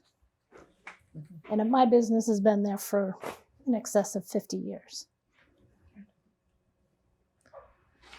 So just to, do you want to just update what you just looked up while we were talking? Because I know Tim might not be here, but. Yes. So the traffic mitigation fund was established in 2018. And the applicability is in a planned unit development district or an overlay district where a special permit is required. And looking at our new codified zoning bylaw, where assisted living residence development is now section 27-3.16. In paragraph A, it references a residential use for an assisted living residence may be permitted by a special permit for an assisted living residence development, and then parentheses, a planned unit development. So it does seem like it fits the character or the applicability. So then we just need to go back and look at the requirements in that fund. Sure. Right, and we can follow up on that, but just it is. Understood. Yeah, No, I that's where we appreciate are. that. Yeah, Thank we you. can just earmark that for future discussion. Okay, anyone, any other comments? Anything else? I know we have residents who want to speak on this. Did you want to, Sean? I just was going to allow you to speak first if you have any, or you want to wait to hear residents and address? Yeah, no, I'd rather just respond to the questions. Okay, I mean, perfect. Meredith, Okay. is Yeah, this are you asking with regard to any of the information we've received recently? I do have one question, but it's not on this particular matter. Yeah, let's stick with traffic and then we That's can go fine. on because That's fine. there are some outline I understand, other sure. questions. So regarding traffic, yes, would you have some questions? And I know Minette has a presentation she would also like. There's over 100 slides worth between the 3 presentations we've received. Okay, so we need to move on those. This is a quick question on Yeah. traffic. Do you want to The do diagram showed a crosswalk going across Highland you Street. want to hold up the microphone and Sure. have a seat just so make sure the audience can hear? The PowerPoint we just had showed a crosswalk leaving this development going across Highland Street. My question is that crosswalk going to be signalized? Are you going to press a button to get across potentially? Question. It'll have to be designed and constructed under the accordance with the requirements of the Department of Public Works and the Building Department. So what my concern before we get there is living across the street from this place, cars fly by. Even though there's stop signs now on Highland Street the last few years, the cars quite often run them. And now, if someone's leaving this memory clinic, going over to the hospital where their car's parked, say, because I understand there's new parking over there too, and I wonder, are we ever going to get to see that plan, by the way, of this additional parking area at the hospital? Or is that? Cars are going to be pulling into the hospital, but I don't know where they're going to be parked. They're going to park in the office building parking lot on holidays and weekends when that building is not in operation. Okay. The different codes say that the parking has to be close as possible, so that sort of makes sense. However, there are barriers for those people who drive in and get out of their cars. Now they have to walk down to the hospital entrance out in the middle of the street. There's no sidewalks. I think we as a group need to see these plans of where these hospital parking spots are. And there's also supposed to be handicap spaces among them, and there aren't any currently. And now getting back to the street light, so cars coming from Town Hall and in the memory clinic direction, there are going to be a lot of drivers who are looking up and seeing this signalized light. It's green and it's turning yellow. I'm going to race through before it turns red. However, while they're looking at the light, just about 50 yards forward of that, there's a stop sign. I see this as a high accident problem. I think we're going to have tons and tons of accidents there between the combination of the stop sign and the crosswalk. And again, I just think it's dangerous for anyone leaving there. And again, we go back to trucks. So now you got people standing on the corner, and any kind of delivery trucks trying to get in the memory clinic, they got to run over that corner of the sidewalk where the person is waiting to cross the street. And you're going to have other cars racing to get through that set of lights. Maybe they're the first time on the road, and they don't know while they're looking at the light, just 50 feet ahead, 100 feet ahead is a stop sign. And I see this area as perilous. Thank you. Thank you very much. And I think this is a good time to allow, we do want to get on with our slide presentations. There are 2 presentations. I don't know if you want, Minette, if you want to go first, or Mr. Hill, if he wants to go first.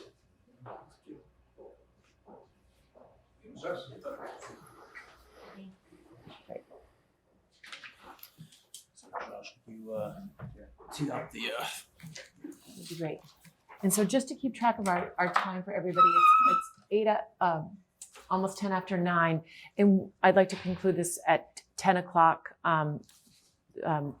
continue the hearing after 10 o'clock tonight, so that we can have some time for MBTA discussion. So just for all purposes. Okay, again, for the record, Dan Hill, I represent the neighbors to the project. So I wanted to address a few issues tonight, and if you can go to the next slide, Josh. What I wanted to briefly address is the planning board's authority to review stormwater design issues. There was a memo submitted by Attorney Corcoran, I think it was last week, addressing this issue. The second issue I want to address are the stormwater nonconformities, and basically relates to number one. Number three is the neighborhood traffic impacts of the project, and finally the project's fire code noncompliance issues, which I think we've already addressed tonight, so we could probably skip over that. And I didn't even know that Sean had filed anything with the board. I didn't know Sean was going to review my letter, so I didn't have a chance to read that before tonight, and we can respond to that later. So first on the authority issue, so at the last hearing, we were, I think, all under the expectation that the applicant was going to be submitting a revised drainage plan and drainage calculations to this board. That was on March 14th. I was here. I vividly remember the chair saying tonight was going to be a discussion on stormwater and traffic, and that the applicant's attorney actually said that revised plans and calculations were going to be a week to 10 days out. And we know that the plan has changed because the landscape plan does show obvious changes to the drainage system. So then it came as a surprise last week when the applicant told everybody that we weren't going to be filing revised drainage plans. So the argument now from the applicant is that this board doesn't have the authority to review drainage, and I take exception to that. So under Section 9, C9 of this bylaw, it states specifically that the project stormwater management systems shall meet the applicable provisions of the DEP stormwater. It says stormwater guidelines and regulations. There's actually not really such a thing. There's the stormwater standards, which are in the Wetland Protection Act, and this is the stormwater handbook. So the next slide actually gives you that citation. The state stormwater standards are found in the Wetland Protection Act regulations, and that regulation says, that all runoff shall be provided with stormwater best management practices to attenuate pollutants, and basically that stormwater systems have to comply with this Mass State Stormwater Handbook. The Stormwater Handbook is this 3-volume, very large document that provides exhaustive requirements for every types of components of stormwater systems that you can imagine: subsurface systems, detention ponds, swales, basically everything to do with stormwater. And it's that stormwater handbook that our consultants, John Chesia, the civil engineer, and Scott Horsley, the hydrologist, have followed to critique this project. And it's that handbook that we say is being violated in a number of different ways, in which has given rise to our appeal of the order of conditions that was issued by the Conservation Commission, which I'll get to. Next slide. So the bylaw that's at issue here, the memory care bylaw, the bylaw doesn't say that projects must meet these stormwater standards as determined by the Conservation Commission or as determined by DEP. It just says the project has to comply with these standards. The bylaw also requires the planning board to make a finding that all the requirements in this bylaw have been met and that there's no detriment to the neighborhood. The bylaw requires the applicant to file stormwater plans and stormwater calculations. So if it wasn't the board's obligation to review and determine compliance with stormwater standards, why did the bylaw require stormwater plans to be submitted to the board? Otherwise, it would say the project shall comply with the stormwater standards as determined by the Conservation Commission or as determined under the stormwater bylaw. The stormwater bylaw, as you guys probably know, is administered by the select board, oddly, and the DPW implements the bylaw. So the fact that the bylaw requires the filing of stormwater plans means that this board has jurisdiction over it. Otherwise, it would be superfluous. And as the lawyers in the room know, you can't treat superfluous language as if it doesn't exist. You have to treat every word as if it had intent. And that's common law in the Commonwealth of Massachusetts that applies to statutes and regulations, but also zoning bylaws. Next slide. The board also cannot do what the applicant is suggesting it should do. That is to basically delegate or defer to somebody else on the decision of whether the stormwater system complies. The Massachusetts case law is very clear in this point, and there's been a lot of cases, including some dealing with drainage issues, that a planning board or a zoning board can't just simply say, we're going to punt on this issue. We'll let the Conservation Commission decide whether there's compliance. This happens, unfortunately, quite a bit in land use cases, and a lot of boards don't always know that this rule exists. But if there's an issue of importance to a project that is within your jurisdiction, you can't just defer it. You can't delegate it to somebody else, and you can't defer it to some subsequent decision. You actually have to hear it and then make a decision on that issue during the public hearing. Now, in this case, next slide, the Conservation Commission issued an order of conditions under the State Wetland Protection Act. And that's what the applicant is basically relying on to say, well, the Conservation Commission approved the project. The Wetland Protection Act deals with drainage, so we're fine. But in this case, the order of conditions issued by the Conservation Commission is materially defective, and that's why we appealed it. There were no findings, and the box that is checked indicates that the project is not subject to the stormwater standards, which is clearly erroneous. And furthermore, it's been appealed. The folks in the neighborhood, 10 citizens, have filed an appeal. So there is no determination today that this project meets the state stormwater standards. Now, the stormwater bylaw is a different authority in that, and this project has to comply with a stormwater bylaw under the memory care bylaw. And the applicant is correct that a project that is subject to an order of conditions doesn't have to comply with the stormwater bylaw. So that would be the case if this project has obtained an order of conditions that's final, but it hasn't yet because it's been appealed. And to our knowledge, the applicant has not applied for, nor has the applicant received any kind of approvals under the stormwater bylaw.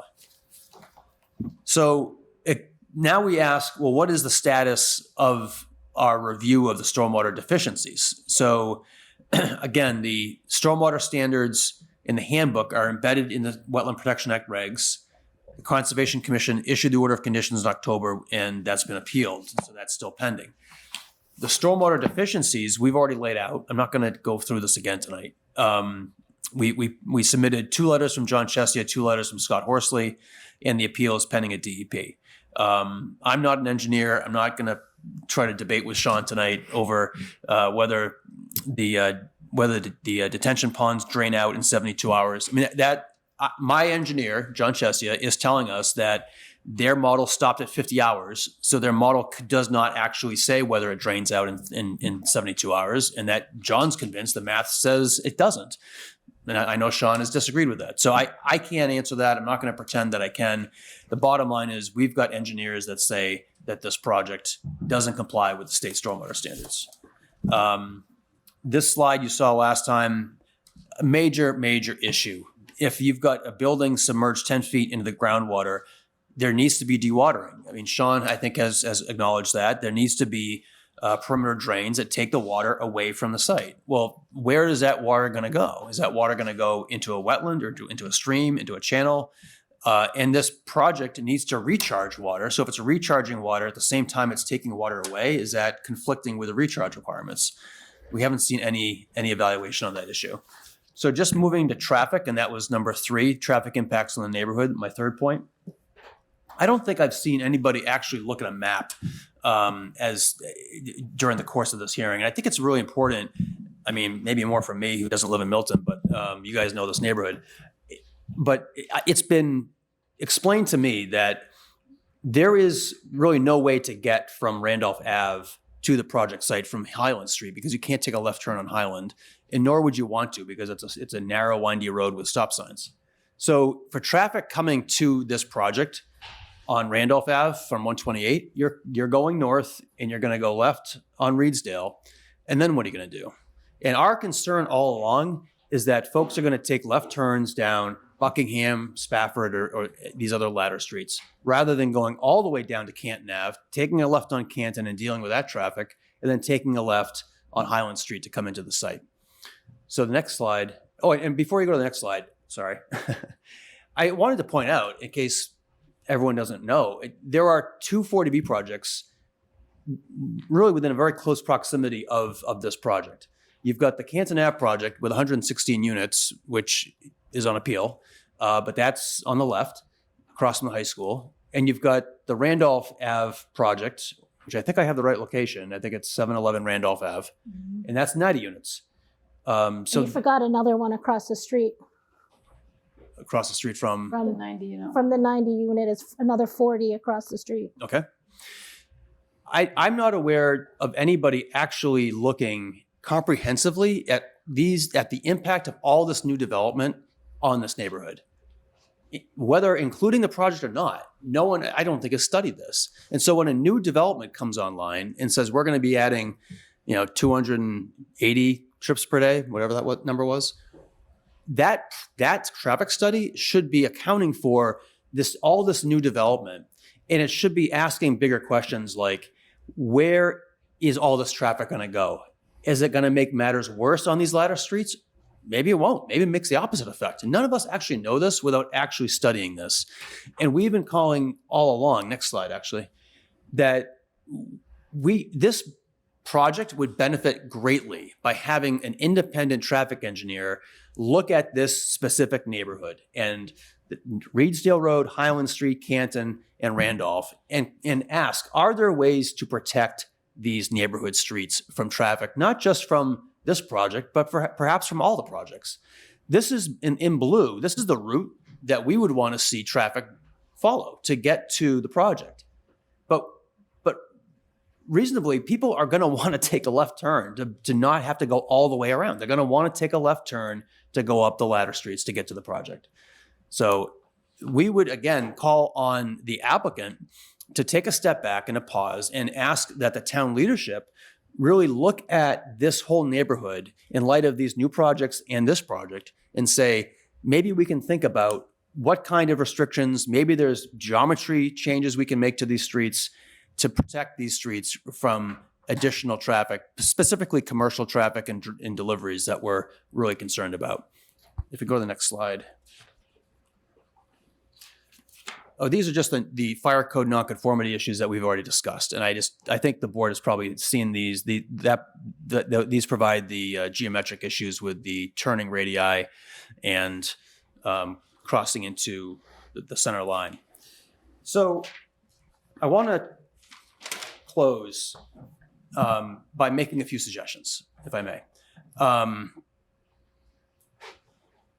I would say that like the 2023 Red Sox season, this project is a disaster.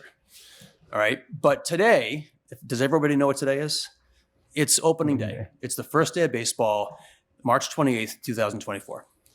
And as every lifelong Red Sox fan here knows, hope springs eternal. No matter how bad the team was last year, it's a clean slate. You start over. You're tied for first place. This is built into our psyche as New Englanders, right? The applicant here today could do the same thing. It could start over. It could have a fresh start, and it could be tied for first place. Baseball reminds us of what was once good and what can be good again. About 15 years ago, I was involved in a neighborhood dispute with a small convalescent home in Winchester, downtown Winchester, called the Mount Vernon House. And that developer, that owner, approached us as a neighborhood, and the neighborhood had real concerns about access, about deliveries on small, windy streets. That sounds familiar. So that owner approached us and said, let's work together. Let's figure out a way to address your concerns with deliveries and loading zones, and et cetera. And we avoided an appeal, and we worked together, and that project is still in operation. How many beds does that place have? 17 beds. It's a memory care convalescent home that has 17 beds.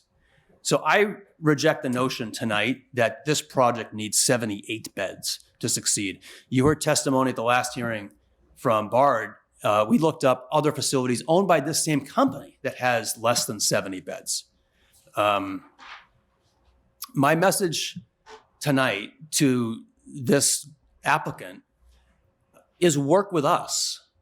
Let's imagine not how many units you can cram into a small site, or how can you make 70 units work on this site. Let's imagine what how many units this site can really accommodate. How many units can this neighborhood accommodate? This site is constrained. You've got wetlands all over the place. It's a very bad access project. Highland Street's narrow.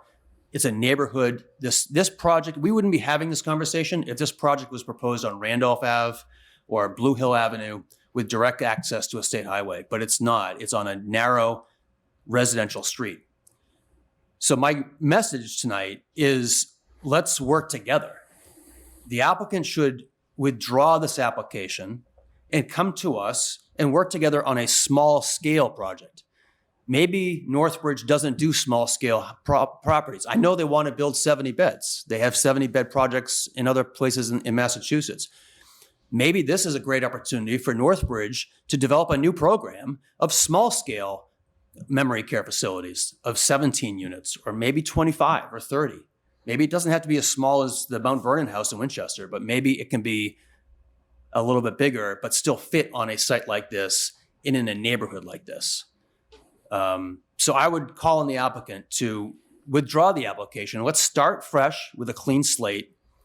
Let's be tied for first place tonight, and let's work together with the neighborhood rather than against us. If the developer chooses to press on, then we have to ask the planning board to deny this application for special permit. Thank you. So if I can respond briefly. Yep. To And there were multiple things that he commented on, so if you want to take each piece, that would be great. So with respect to traffic, the traffic study that was done was in accordance with the scope that was reviewed and approved by the board. We've met separately with the Traffic Commission, have suggested that the Traffic Commission needs to look at bigger issues. But that's a town issue. Having said that, the town approved the zoning for 78 units and 70 beds at this location. Compliance with the stormwater. We have to comply with the stormwater requirements. We have currently have a compliant plan. Your peer review engineer determined that it was compliant and he gave that advice to you. They filed the appeal. We've said that we're going to shrink the project by a bit, and we have to file updated stormwater materials with DEP.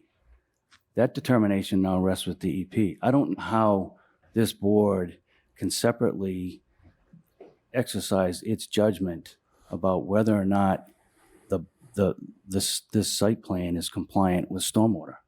You don't have the expertise. You're not capable of doing it. You don't have the authority to make those determinations under the town's under the town bylaws. The bylaw simply says it has to be compliant. Doesn't need to say that it has to be compliant with stormwater requirements because the project of necessity must. State wetland regulation and town bylaws require the project like this be determined to be compliant. But the bodies that are required to make those determinations have made them or are in the process of reviewing and may modify in accordance with the appeal that was filed with DEP. The order of conditions holds until and unless an appeal overturns it. The appeal is pending, but until that appeal is final, and whatever comes out of the final review by DEP, modifying, if at all, will then become final. But we're entitled to have you rely on the determination made by the Conservation Commission, your expert, and your town engineer who concurred in your expert's recommendation. You also have a right to rely on my engineer's stamp because he designed those in accordance with his professional obligations. I don't know how you referee between him and Sean and the town engineer and their engineer who's trying to poke holes. You certainly don't have the capacity to make those determinations from a professional perspective. And as I said, you're bound to rely on those bodies that do, particularly with respect to the state stormwater standards. They are uniquely within the purview of the Concom and DEP is taking that up on its appeal. That appeal is not going to be final before we close this hearing. We're also not going to debate the stormwater standards and the compliance with the stormwater standards again in front of this board. So we'll not be introducing any new information about stormwater compliance with the board. We're relying on the determinations that have already been made, and we'll rely on the appeal process that is in effect. Questions from the board on, just for Ned, on these subjects and what we've heard? And I've comments. Sean's provided us with some memos, but I think it would be good for the public to hear what we've read from Sean. So I think to Dan's point, I came out of the last hearing expecting a revised submission, but I understand the logic that applied when they said, well, we're going to stick with what we have and respond to the comments. And here's why. It's because the changes right now, the project's in flux on the margins. So all of the changes that we're talking about are in the scheme of things are relatively modest and all mitigative. So they're all yielding less impact. So from my standpoint, they've demonstrated compliance with the standards. They've demonstrated compliance with the handbook for the project as filed. There's a complete package that's basically the August submittal. If you revise that submittal, then the project that you'd be voting on would be inconsistent with the order of conditions that the Concom issued. So right now, by staying with the project that they submitted back in August, your decision is going to be consistent with that the project that was voted on by the Conservation Commission. The evolution would be is as the issues resolve with DEP, and I think DEP is the 900-pound gorilla in this conversation, right? They're the authority to who we appeal. So, their decision sort of takes precedence. So whatever outcome of that process is, they're going to have to comply with it. That may facilitate changes to the plans. Once that process is done, those changes get made. The applicant can provide you the documentation of all the changes they've represented to you in the past couple of hearings, all the changes that DEP has required, and then give it to you in one set. And all you'd have to do is just condition your approval, if you're inclined to do so, that they provide all the things that they said they'd provide in a final set of plans. The designer is a good designer. The project was well thought and well constructed. It meets the right balance, in my opinion, and it meets the standards, in my opinion. There are some outstanding issues that need to be resolved that necessarily depends on DEP to resolve them. Not because, I agree with Dan that it's completely within your purview to consider stormwater. I think that's why I'm here, to help you consider stormwater. I'm just offering my opinions, and then that informs you for your decision. But DEP also has, under the Wetlands Protection Act, they have that they have to administer. So they necessarily will have to be satisfied. Once they are, if they are, if it's a moot point if they're not, right, then you guys there's no project because DEP didn't grant the order. But if they want changes, well, they're going to get those changes. Those changes need to be reflected in your documents. So that process will come after the DEP process is resolved. So assuming, let's say, an approval, a special permit was granted, and DEP comes back with changes, they would have to amend their special permit at that point to reflect the changes that DEP required? Provided they were substantive enough to require a modification. I would expect, yes, that they'd come back with a final set of plans. But what we recommend is... That could be a condition. It could be a condition, correct. Whereas if you didn't condition as such, then it would have to be, well, are those changes a minor modification? Are those changes, do they need to be re-administered? I think if you condition it such that no matter what those changes are, you have to come back for a final set of plans before the building commissioner can issue a building permit, then you will get a sort of a reconciled or a conformed set of plans that capture all those changes. We wouldn't be able to build anything more than what would have been approved by DEP in any event. But for consistency across Correct. all of the Yep. approvals, you'd want a final plan set. a final plan set that is the same. Correct. And we'd wholeheartedly agree to a condition that would say that we would have to come back to this board with a final plan set. There'll be an amended special permit, amended to change out the plan set for what was approved to the final. All right, so Sean, another question for you. You said that all of the issues are relatively minor and solvable or manageable. Can you just go over what some of those are in layman's terms?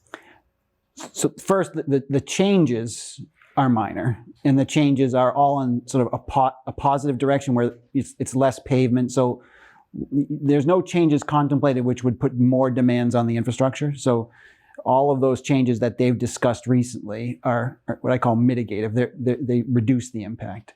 The comments we've generated on the last set of plans are mostly sort of editorial and sort of tools for the future reviewers, whether it's the DPW, whether it's the sewer commissioners, or whoever's administering the upcoming permits, just sort of to create a record of what our comments were, because a lot of the substantive comments that we had early on were addressed as part of the original filing. And I read your memo, there was a lot of the comments resolved, but it also refers to upon submission of new drawings. So that's why I was wondering how we really button it up when normally we have the drawings reflect, we don't. Your comment letter. Yeah, so your comment letter Yep. in particular had all of those. I mean, there was almost everything in your comment letter was like not truly resolved, and that it was going to come back. Every plan change in the site plan was going to be coming back. And so I've never, in my time on the board, had such a sort Ambiguous. of exactly ambiguous set of plans upon which we were granting the special permit. Well, the thing I would say is that the August set represents the culmination of 3 prior rounds of review. So what we received in August had a significant level of rework through this process. The comments we generated in our first letter on the new application were all, in the scheme of things, relatively minor. So as are the anticipated changes. So my biggest concern is the August is a complete record. The August submittal is a complete record, has all the plans, has all the things that you require. All of the stuff that they've submitted recently, we don't have an updated stormwater report. We don't have an updated grading and drainage plan. So to me, there's no path forward to approve the project as recently described. The only path forward is to approve the project that was represented on the August set, which we've issued comments on, which they've responded to, which we feel their responses are reasonable given that they're going to be addressed through the DEP process as well. So we think it's a reasonable outcome to say, okay, if you're going to vote on something, you vote on the August set, understanding that there are changes coming that you need to see before a building permit is issued, and that the decision would need to be amended to capture.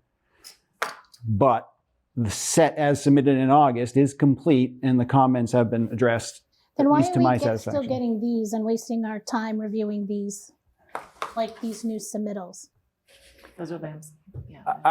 Again, that. Stormwater, I think. Well, but it all feeds together, because every change on that has to get captured in the So if stormwater you're saying report. we need to approve August, then we just wasted our time. Except that you could condition that your approval of the August plans is conditioned upon them submitting a final set of plans that incorporates those changes. It's awkward, admittedly. This is odd and not correct. It's not a good process. So, but one of my questions is, does the DEP take into consideration planning board approval? Like, would an approved permit from planning board influence the decision of DEP? They wouldn't say, oh, well, like here in Milton. I'm hesitant to say not at all, but Yeah. not at all. Okay, so that's good. And then also with drainage, you know, my understanding was that Concom didn't take into consideration the 12,000 cubic feet of fill that was needed to be brought in. I watched some of their proceedings and I didn't, and I don't remember them discussing all the fill coming in.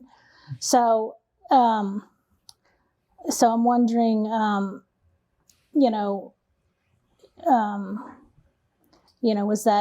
was the Concom's decision made in haste because they didn't have all the information? So if their decision was made in haste that they didn't have all the information, then should we really be relying on their approval? I don't know what you mean by didn't consider the fill. The project that they reviewed was a project that's composed of all the fill in place. So in the 12,000 cubic feet that had to be, or cubic yards that had to be brought in. What they're reviewing is the proposed project and how you're going to construct it within the confines that they have without impacting the resource area. So that doesn't require a specific analysis of cut fill volumes. It's more important that 100 cubic yards poorly placed or poorly managed is far worse than 12,000 cubic yards well placed and well managed. So I don't know. I think the consideration for the fill is sort of inherent in their review. I don't know if it needs to be sort of identified as a separate line item. Ned, could you send to Tim and the board the order of conditions that the Concom provided? Because as we're looking at our conditions, I'm not a construction management. I don't know what, I know there are very specific things that they're requesting. Currently there's the Ice House project, the 40B project, is having some runoff issues into Pine Tree Brook, for example. They had very specific demarcation of wetlands that were required. It would just be helpful to see what their order of conditions in their approval and construction management, anything that they included. If you have access to that, Tim did not have that, but that would be helpful if you could just send that to the board. I have it. I will send it. It's a standard form with standard boilerplate that they incorporate. That's what's under appeal. Right. And that is going to be subject to a superseding order of conditions that either approves or approves with modification what they approved or denies what they approved. But I'll send the order. That would be helpful. The order's been recorded. Okay. And I'll send to Tim tomorrow a copy of the That's great. And Tim, if you could just circulate that just so the board can see what was approved and how it was approved by Concom. And just so there's no clear understanding, my review on your behalf was far more comprehensive and thorough than anything I did for the Conservation Commission. The Conservation Commission asked us to look at one specific issue. So the review that we did on your behalf covered everything. So they weren't two equally sort of administered tasks. Our review was far more comprehensive for you. But we had 7 nights of hearing with the Conservation Commission, dealing with just the issue of wetland impact. Wetlands identification, yeah. Right. So the issue there is much different than what you consider in a broader context. Their focus is stormwater compliance, wetlands protection. Right. That's it. Right. Understood. Sean, what was the one area of concern that they had? Vernal pool impacts, potential vernal pool impacts. Okay. And we sort of took the opportunity to expand on some things we thought were important, but that was the fundamental question. So just back to this memo of yours, again, nearly every drawing is referenced as basically subject, including tree preservation plan and so non-stormwater related plans. Yes. So is it your expectation that every single drawing in their package is going to, well, at least all the ones referenced here, but there's a lot of drawings that are tied into those site plans, from site sections to building elevations because of where you're setting the floor. So if all of that changes, you're looking at a whole New project. new project in a sense, but you're saying it's minor, but yet every drawing's impacted. Well, so yes, the entire record would have to change more for consistency than anything else. Like right now, for example, they've submitted a layout plan that's different than the plan that's shown in their grading and drainage plan on the August submittal. To me, I would never recommend you approve a set of drawings that has conflicting information. Yeah. Right. So recognizing that you require a complete submittal, August was a complete submittal. I don't see any way within the time frame that the applicant's discussing that they're going to be able to reconstitute a complete submittal, and even that submittal would be subject to change because DEP may issue a decision that forces them to change it. But coming back to what Maggie said, which is we have received updated landscape drawings, building elevations, photometric plan, a lot of different materials. Then you're saying basically, how do you capture those if you're going back to August?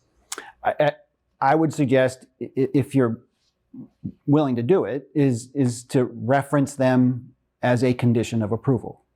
That on the final set of plans, those changes need to be captured. The changes as referenced on all these subsequent submittals that they've represented, along with any changes that DEP requires, needs to get captured on a final set of plans.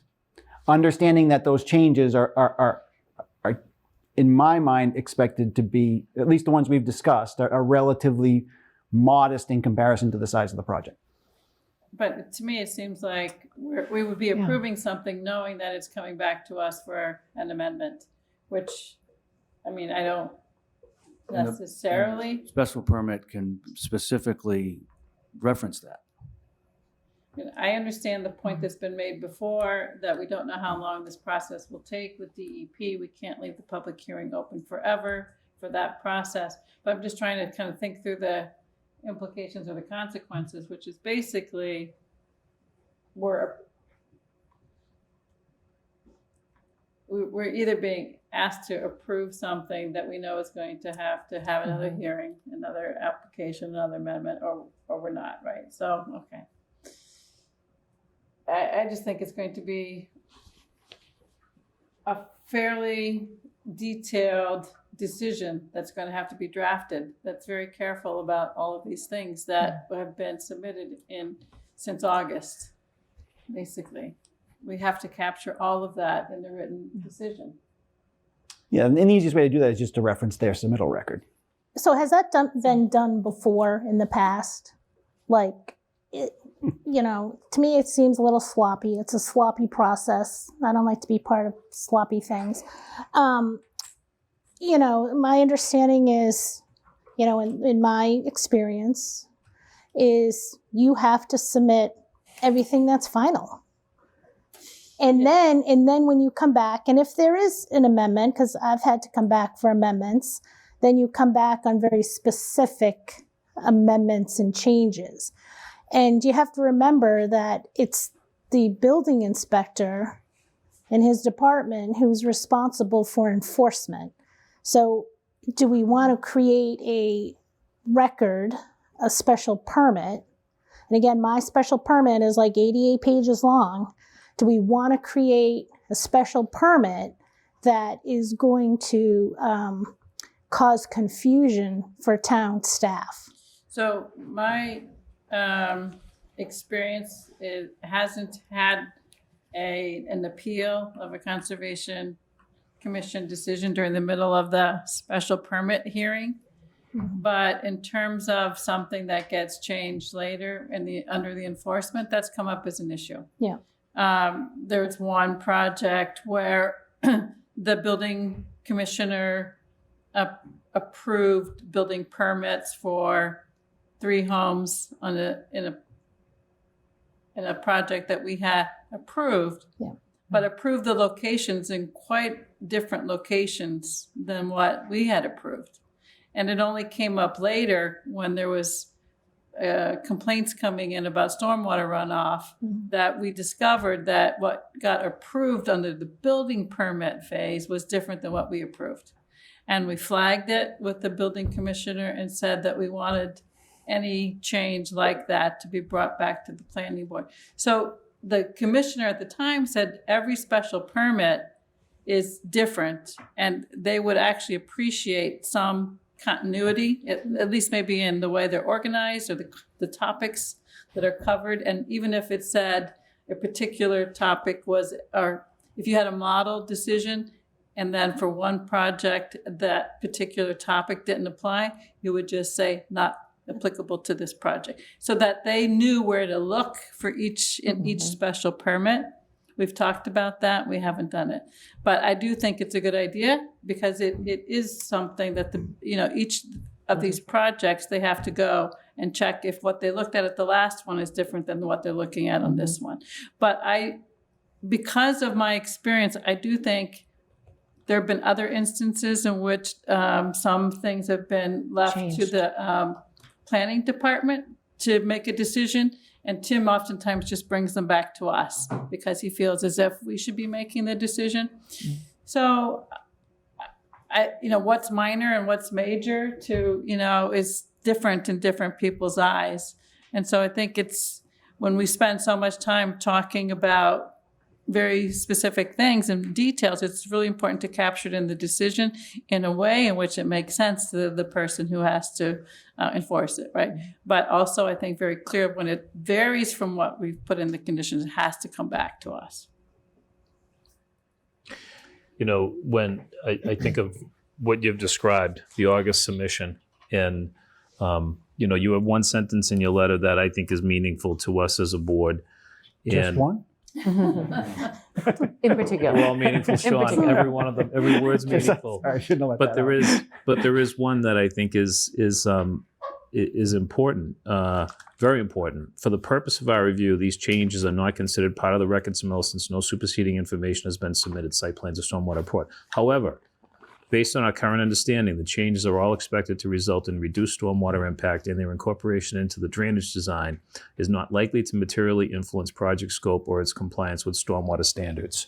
So, what you've said in your comments earlier is the changes that have been made are going to reduce any impact. It wouldn't be greater with respect to stormwater. Right. So I agree with your comment, Cheryl. I think the building department deserves to have a set of documents that they can rely upon, because when this becomes a project that is submitted for permit, they need a set of documents that they can look at and say, okay, this is the same project that the planning board approved.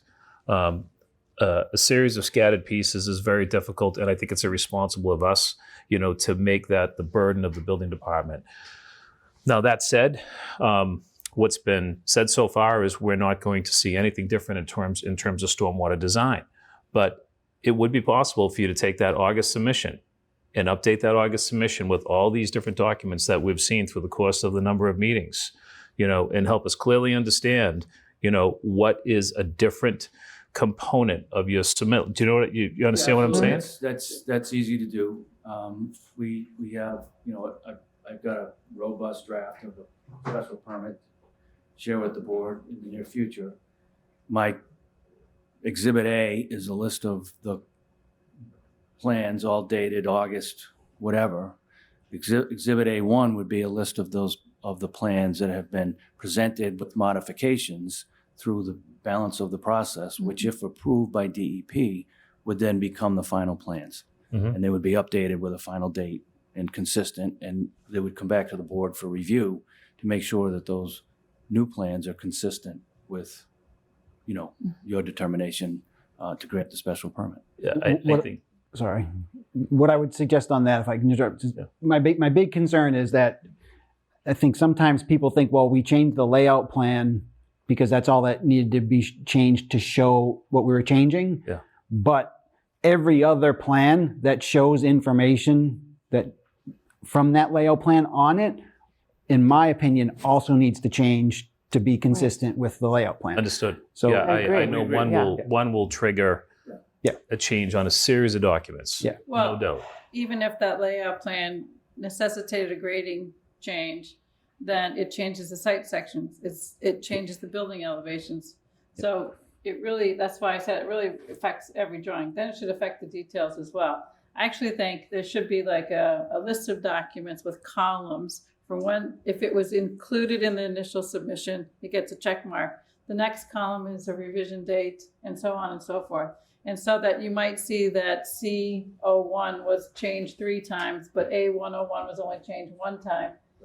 And then really we need the baseline and we need the last in the PDF. That's a set of documents. What I found actually is that we'll get a PDF of a decision that doesn't have all the drawings and all the other attachments to it. And then that's coming back for an amendment 6 years later, and you're trying to find every document that was. I would like to have one final complete set of everything in a separate process improvement can work. And in my experience, the amount of time and energy you spend trying to figure out how to make some compartmentalized, you could have just reissued all the drawings with all the same date and had one drawing package that, just the writing of the decision is infinitely easier. We're clearly complicated by the fact that there's an appeal taken to DEP.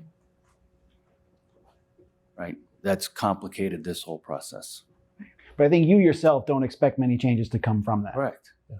But we're not talking about, when we talk about documents that have been created so far, we're not talking about a full set of documents to build a building. Right. This is a limited set of documents. I mean, you would probably say these are schematic in nature. They're certainly beyond concept and they're not DD, right? They're schematic. But how many drawings are there in total? In all of your documents, how many do you have? Between architectural, civil? Maybe 25. A dozen. Yeah. It's not. But there's various things that are based upon them or reference to them too. So if you have a stormwater report, or you have a construction management plan, or you have, there's things that tie back to them, and that's where they all need to be. To Sean's point, it would be best for not just for the applicant and the building commissioner, but for other boards down the road that are looking at an amendment, to have that readily available and complete. My experience has been when we're looking at an amendment, it's been hard to get a complete set of documents for what was approved previously as our starting point. And it's not always the same people. So, you can't rely on institutional memory, both on this board, in the planning department, and in the building department. So you have to have the sort of approach that these documents have to stand on their own to someone who wasn't involved in the project at all. Sure. Doesn't know a thing about it, that they can sit down and make another decision. And that's a little harder when you've been involved in it for 2 years or whatever it is. But it's really important to make sure. And so it's not just drawing documents, I guess, that I'm referring to, Sean. It's all of the documents that were submitted as part of the record. Anything that's required for your review. Yeah. Right. Ideally would have one issue date, right? So anything that's required under your bylaws to be submitted, it all gets resubmitted, capturing all the commitments they've made to you as best they can, what they expect from DEP, and then gets consolidated into a final set. And then that would be what you voted on. Then we'd be able to issue a letter that says, comment resolved only because we've given you a mechanism to resolve it. But it would be able to say comment has been addressed on the plans. Comment is addressed on the plans. No further comments. And that's where, and I understand that DEP is, I believe, a superseding review process, and we are not experts. We're not hydrologists. We're relying now at that point. But as far as having a complete set of drawings, I would like to see it filed, and I do feel like we have a peer review consultant who I just would like to comment on a final set of stormwater system changes. And because most likely it won't change significantly, and it had been promised at our last hearing, it should not be burdensome to provide those for public record with those. And I understand DEP is I think the best solely responsible, but promise is that they're close. They are approximately ready to submit to DEP. Okay.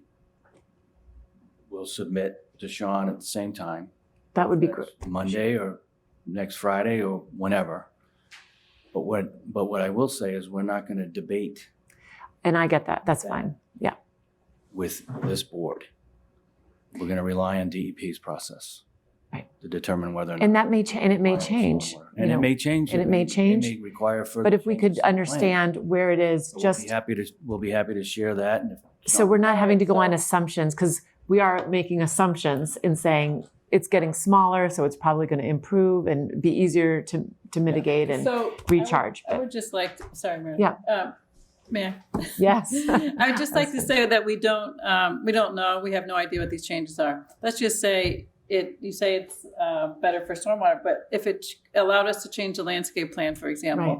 or allowed us to think about the lighting, I don't know what they are, but the fact that those, we have no idea and we haven't been able to trace it through, I still think it would need to come back for an amendment to the permit if it. I agree with that. I agree with that. There would need to be an amendment to the special permit incorporating the final plan set. Right. But we would like to see it, I think. So what Cheryl's saying is, if you're relocating stormwater system, for example, even though, because it's easier to remediate or mitigate, that if it moves, that may create an opportunity for some landscape changes that could be an improvement to buffering the neighborhood and the property. But I don't know how to.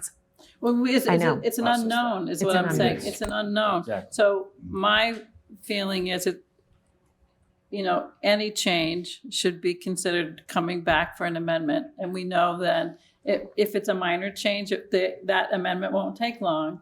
But if it's a more significant change that gives the opportunity for us to comment on something that DEP doesn't look at, then that gives us that opportunity.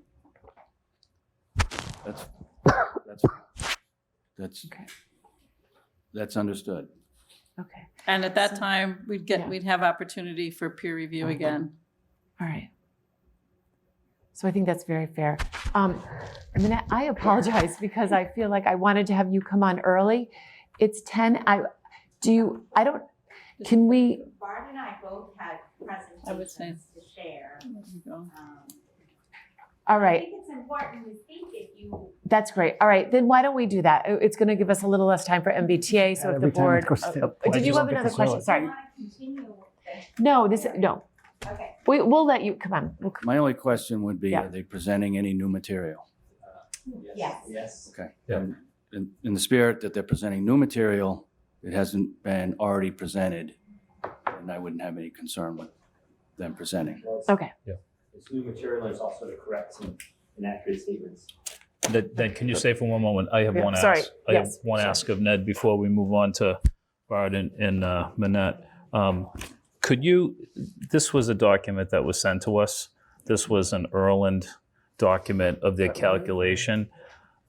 I'd prefer to see a calculation provided by the civil engineer. And, specifically, they identify cut of 4,868 yards. They identify fill of 16,478. That's really it. They don't identify what's the export, what's the import. I think more specifics on this would be really helpful. We will provide that. And just on that note, the roadway calculations. I just wanted to make sure that the roadway calculations are included with the fill that is being brought in. It is. Okay, that was just a question. You mean how much fill? How much fill is accounted for they in the identify roadway? it. They identify it here, but I was looking at something. They've captured it, but I guess specifically, Erland's a highly respected firm. No problem with Erland at all. But I think, given what we're talking about here, it should come from the civil engineer, not from Erland. That'd be great. Just add another request onto that when you're talking about cut and fill.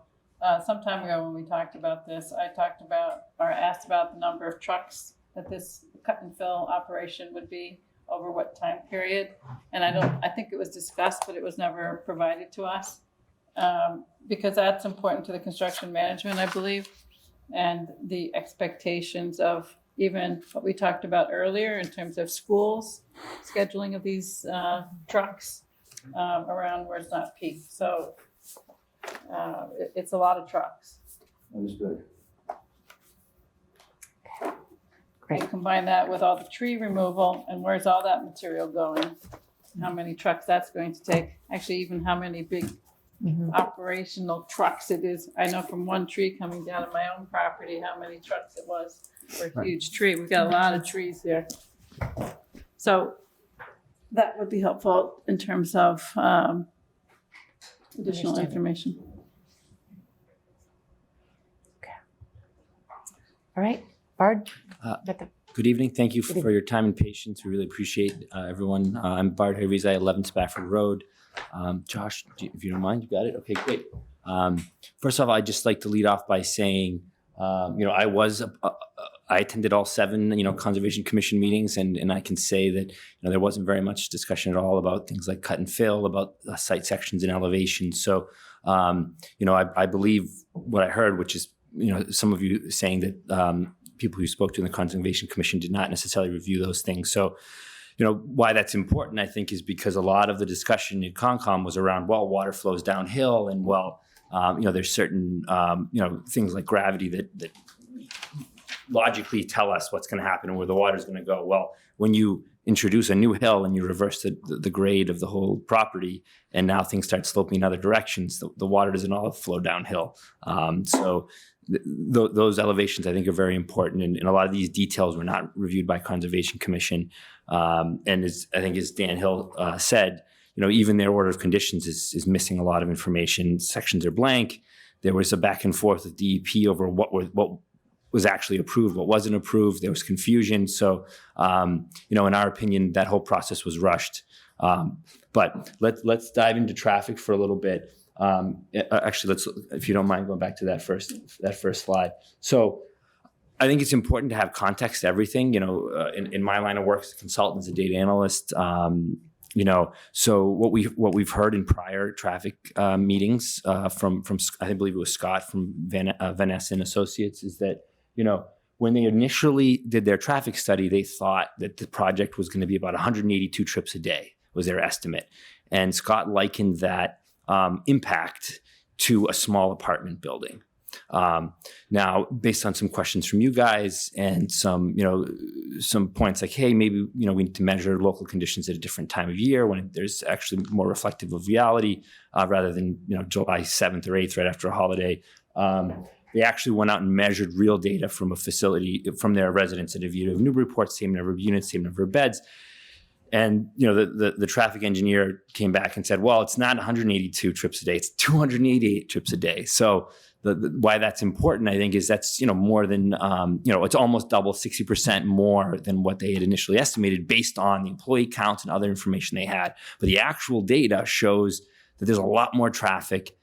So if 182 a day is akin to a small apartment building impact, then 288 is more like a medium or a large apartment building impact. And that is certainly not zero. It's not no impact. And so what we have, unfortunately, is, the applicant's lawyer here saying we have no traffic impact, so we don't need to look at anything else in the network. And the traffic study does have some important points, but, a lot of these things, the camera monitoring, may control some portion of traffic leaving the site, but it can't control traffic getting to the site. Things in people's contracts can't control, how they get there. It's very hard to enforce, who's coming and going. So that's why what we'd like to see, and what you heard Attorney Dan Hill say, is that we'd like to see an actual plan for the network of streets. One big piece missing from their traffic assessment is GPS, right? We all use GPS to get where we're going. And so in the next few slides, we show how just about from every direction that you go, you're going to get routed up Spafford Road, given current conditions. And so that's why we're so concerned about it, and why, our narrow street that gets, maybe, I think they counted like 115 cars between 7:15 and 8:15 peak hour. If you add 15 more to that, you add 30 more to that, it's a significant increase. And also, if you look at their breakdowns, a lot of that traffic is now going to fill in times where we might actually get a break. So you're going to get constant 24/7, 365-day-a-year traffic associated with 86 employees and, countless shuttle bus trips to doctor's appointments and other transportation services that they provide. But really, just very quickly, new information here. You heard Dan Hill talk about how how scary it is to think about cutting into the hill 10 feet below the water line to put, the ground floor.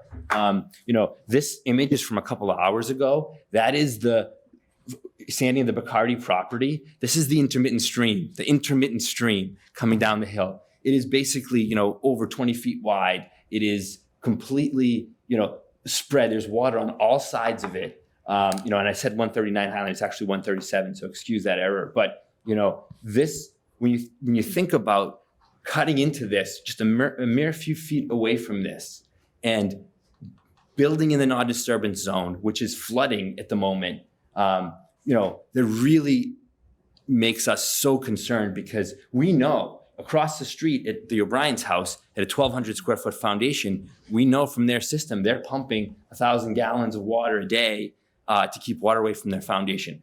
Imagine what it's like around a 30,000 square foot plus foundation, how much their foundation drains will have to keep moving away from their property. We know that that's going to go into the wetlands or in the surrounding areas. We know that hasn't been accounted for.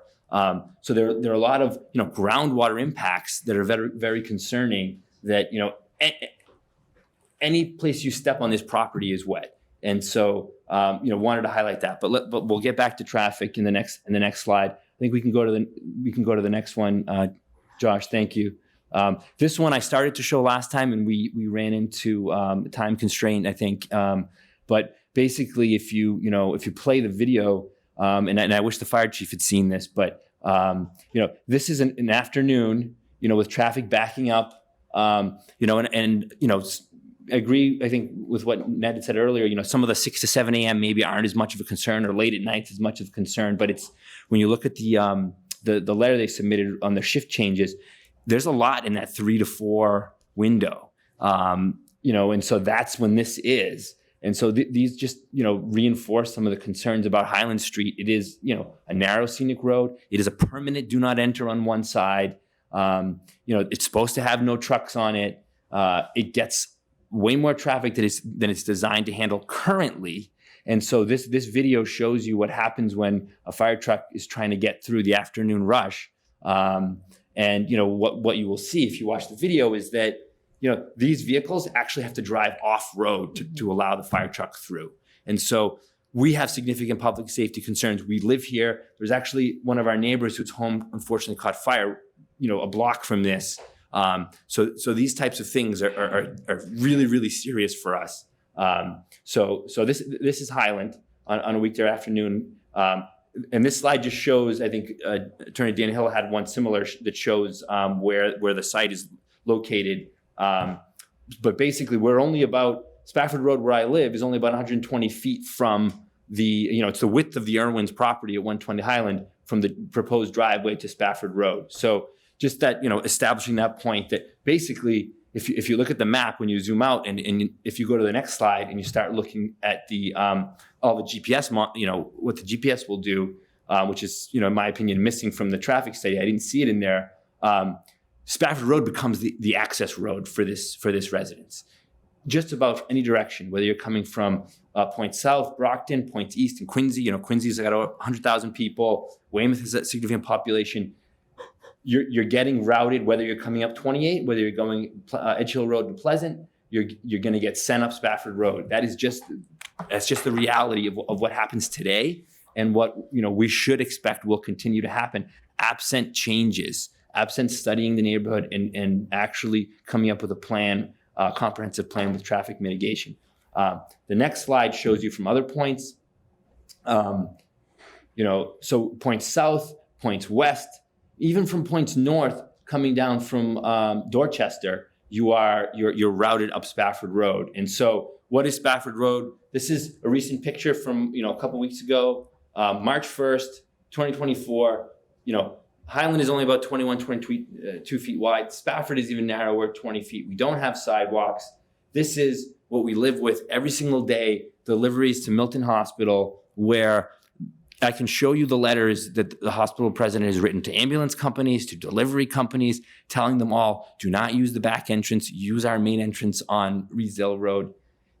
Maybe for a week or two it has an impact, but then it goes right back to the way it was. And every single day we get deliveries. we don't get an air gas truck every single day, but we get Crown delivery, we get Marshfield paper, we get WB Mason, we get a refrigeration truck, Cisco food delivery every day. And, despite many letters being written, it's just very difficult to manage these suppliers. Everyone's on a tight schedule. They're going to take the fastest route. They're going to, sneak around and not have to deal with, maneuvering the parking lot. Next, if you could go to the next slide, and please, just if you would indulge me, this is only 20 seconds. Play this, if you would play this video. It's not a question of, slightly going on the other side of the road when these trucks come up Spafford. It's not, maybe, we have to live with the fact that we have old roads. These trucks, this tanker goes basically like they're, in the United Kingdom driving on the left side of the road for over 100 feet. And that's a similar radius and turning width of what we will see into this site facility.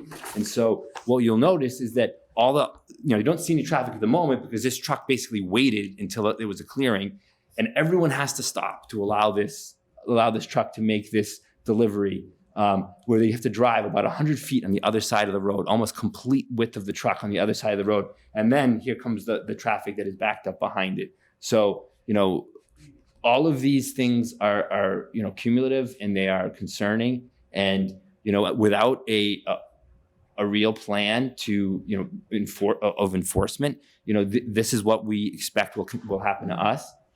Next slide, please. Even, Milton Hospital ambulances taking a right turn can't stay on their side of the road. So we know that there would be ambulances servicing this facility. They're going to have the same kinds of problems. And so, I think, as residents, we're here to say, we know this is a problem. We know the only way they can access it is by, making illegal turns and violating these codes.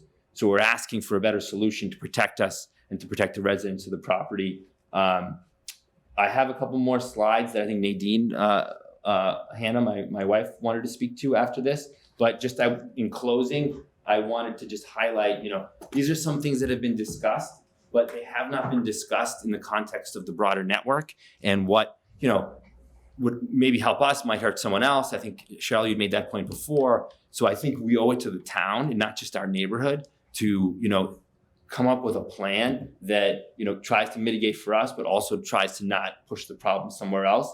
So in my opinion, and I think in a lot of the neighbors' opinions, several of these solutions in some combination, turning restrictions, do not enters, speed humps. Boston is rolling out 500 speed humps in the next year. And, everyone says Milton's becoming denser and Milton's becoming city. So why not follow the best practices of a city and adopt some of their practices? We know Governor's Road somehow got them approved. So, we'd like to see these types of solutions part of this and contingent, on anything that would move forward. So thank you. I think we'll have Mandy go, and then maybe if there's time, Nadine can speak to those last few. Thank you very much. Thanks, Barb. I just have a question. Have you ever asked Milton Hospital to make the Highland Street entrance an emergency access driveway only? Because then if it was only, they had to come off Reedsdale and exit Reedsdale, then they would never have a need to be on Highland Street. That's a good question. I don't think we've asked them that specific one. I think there was some discussion about asking them to put a right turn only. But I have not personally spoken. Because I feel like on that picture of the ambulance, like, why is the ambulance even going on Highland? They should have been going out to Reedsdale. Yeah, I think it's like a loop, because they come up and they maybe drop off at the ER, and then there's the side entrance, right. the ER, and then there's like a loading area in the back, and then it's from that loading area in the back, it's just very easy to just go right out the back instead of going back down. Plus, the ambulances from the south take a right on Highland. Yeah. They come up Canton and take a right on Highland. Yeah. So if you have one coming from Canton or something like that, that's the way they go. But if that entrance was closed. But if the entrance is just like an emergency, like emergency only, then everyone has to, like, I was there at a doctor's appointment today and there was no parking, and I had to park at in the employee parking. So I did. If I may just check party overtime. Okay, but I'm just Yeah. saying, every ambulance that leaves there, leaves Highland, whether it goes right or left, they don't go out to Reedsdale. The emergency doors are right back there, and that's the Yeah. way they go out. That's Great. Close that exit. Thank you, Jean. Yeah. All right, Manette, you're up. Thank you. You're up. Yeah. Sorry Late it's taken at us this night. long. That's all right. Thank you. I apologize. I just want to start by saying thank you to each and every one of you because it's late at night and I know you know, this is your life and you're doing it all the time to make our town a better place. So thank you for all you do and for making time to listen to me this evening. My slideshow, I hope you can all see it. Do I need to turn the, okay. No, good. This is really going to demonstrate our lived experience in our neighborhood. And I would like to say just quickly, in terms of the federal and state requirements for when they were having the discussion with the fire department and whether the federal standards generally set the floor, state, as we know, they can enact more stringent criteria and often do.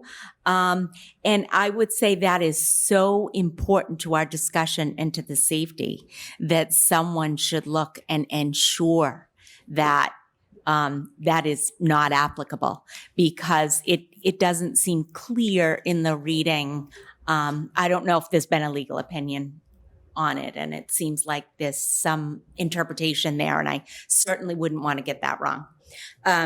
The fire chief, I believe, when you ask for the number of times a truck might go in and out of one of these facilities, one of the comments was it can be up to 10 times a day. So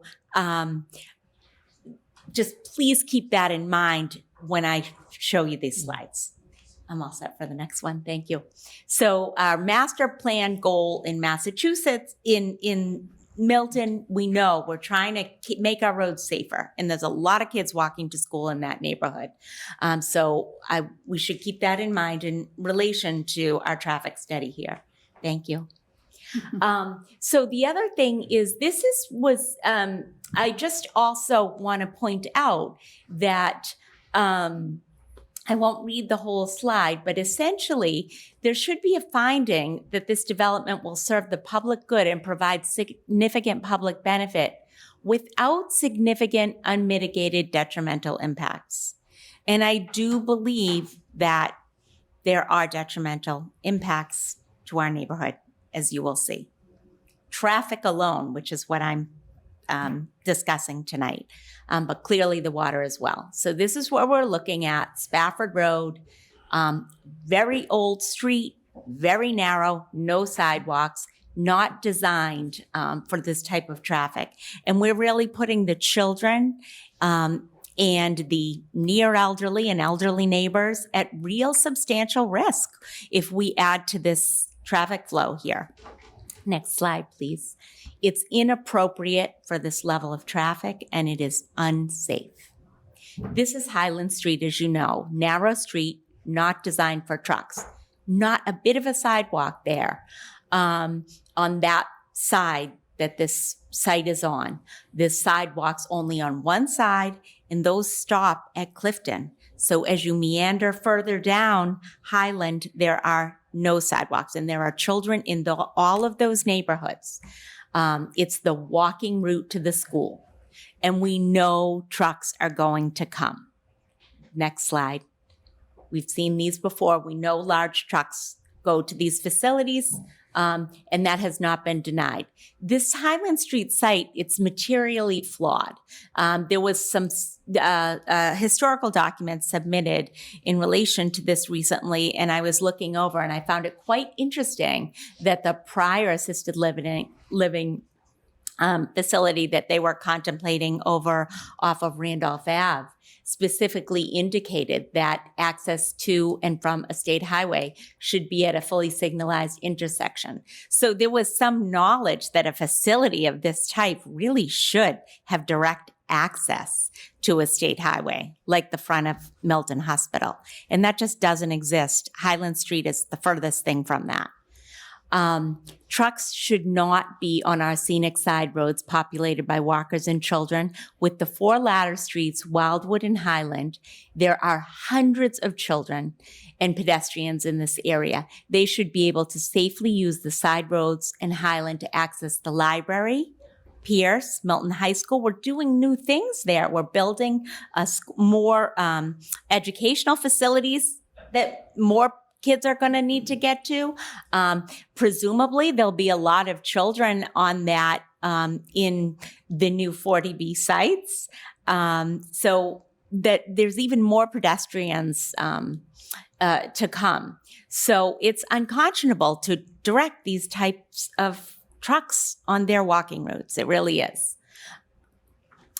So the trucks have a couple options. They can travel to Randolph Ave via Highland, where there's no sidewalks after Clifton. And there are neighborhoods with children's, Fletcher Steel, et cetera, down that way. They could travel down Spafford. We know that that's not a great option. Do we direct them to Canton Ave, where all the kids are walking to school at that intersection? That's not safe. There isn't a safe access point for these trucks. Next slide, please. And the article itself indicates that there should be a safe and convenient driveway system designed to meet the foreseeable needs. Driveways and sidewalks should provide safe and convenient vehicular, pedestrian, and access to the public way that serves the frontage, and the entire development shall be constructed and maintained in compliance with all applicable federal, state, local laws and rules and regulations. And I do not believe, if you could just go back to that prior slide, that this the fire truck that as many as 10 times a day might be coming in and out of there, going across the line because we want to make it narrow enough because we have the wetlands. It's not acceptable. I don't believe that meets this standard. Also, there have ADA issues, and Massachusetts has state requirements relating to accessibility, and I don't believe that this site as constructed meets those standards as well, and those would certainly be part of those federal and state and local regulations that we're adhering to. So I think the prior article, when you were looking at citing for the prior assisted living development, really demonstrates that it should have direct access to a state road, such as the front of the hospital. That would solve a lot of our problems if the hospital was using that road instead of coming out on Highland. And we're going to it's like going from the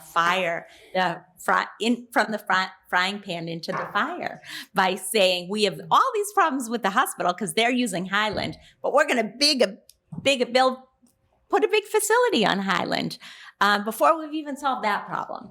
So next slide, please. Here we have the Highland Street school bus shows it's not an appropriate site. This is the appropriate site for access for Milton Hospital, Reedsdale Road, wide sidewalks. That's what the site Northbridge needs. Mm-hmm. Highland Street, no,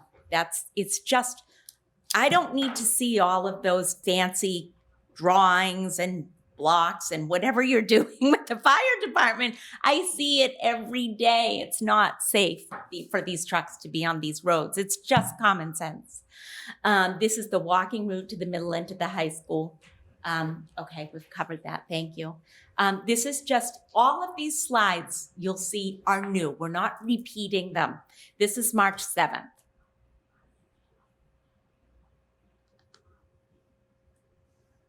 Okay, so next slide, please. This is what happened. A truck, if you could go back one, got stuck going out of a driveway on my street and actually was stuck in such a way that it needed a tow truck to come.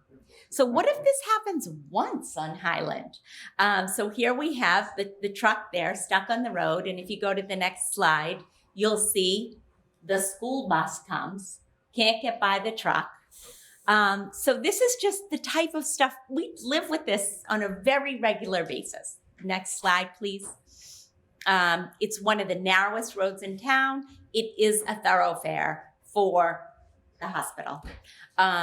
Inadequate width for both cars there. You can see here, this is what it looks like. Two-way traffic on truck coming up Spafford. Next slide, please. Again, this is Spafford Road with the school bus, no sidewalks, etc. It's very narrow, highly populated with young families. There is a traffic impact here.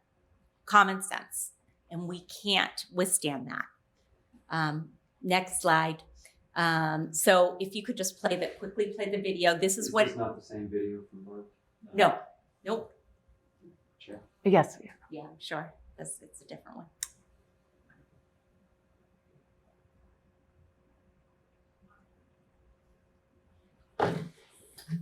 So that you can see the truck where the arrow is. He's trying to do a 3-point turn. There goes the fire truck. He starts to continue going the 3-point turn and backing up because that's how you need to get in there. But an ambulance is coming by. So he has to stop. And now he'll continue the 3-point turn. So is this what we want going into Highland? It's the same radius pretty much. I mean, next slide, please. I think you get the point. Here we have we went over that already. And a second one, these are all new. You can see Fred's house is painted gray. In our pictures that we started this with, it was green. Here we have a couple ambulances going down the road. Crown Linen, again, they're still going. So what I want to say about this is I'm showing you all these slides. We don't need a video monitor. We have one. Us. Nadine's got a whole folder going we could send you. We know it happens. So, and we can't stop it. We've tried to work with the hospital. So what is going to be different with this owner?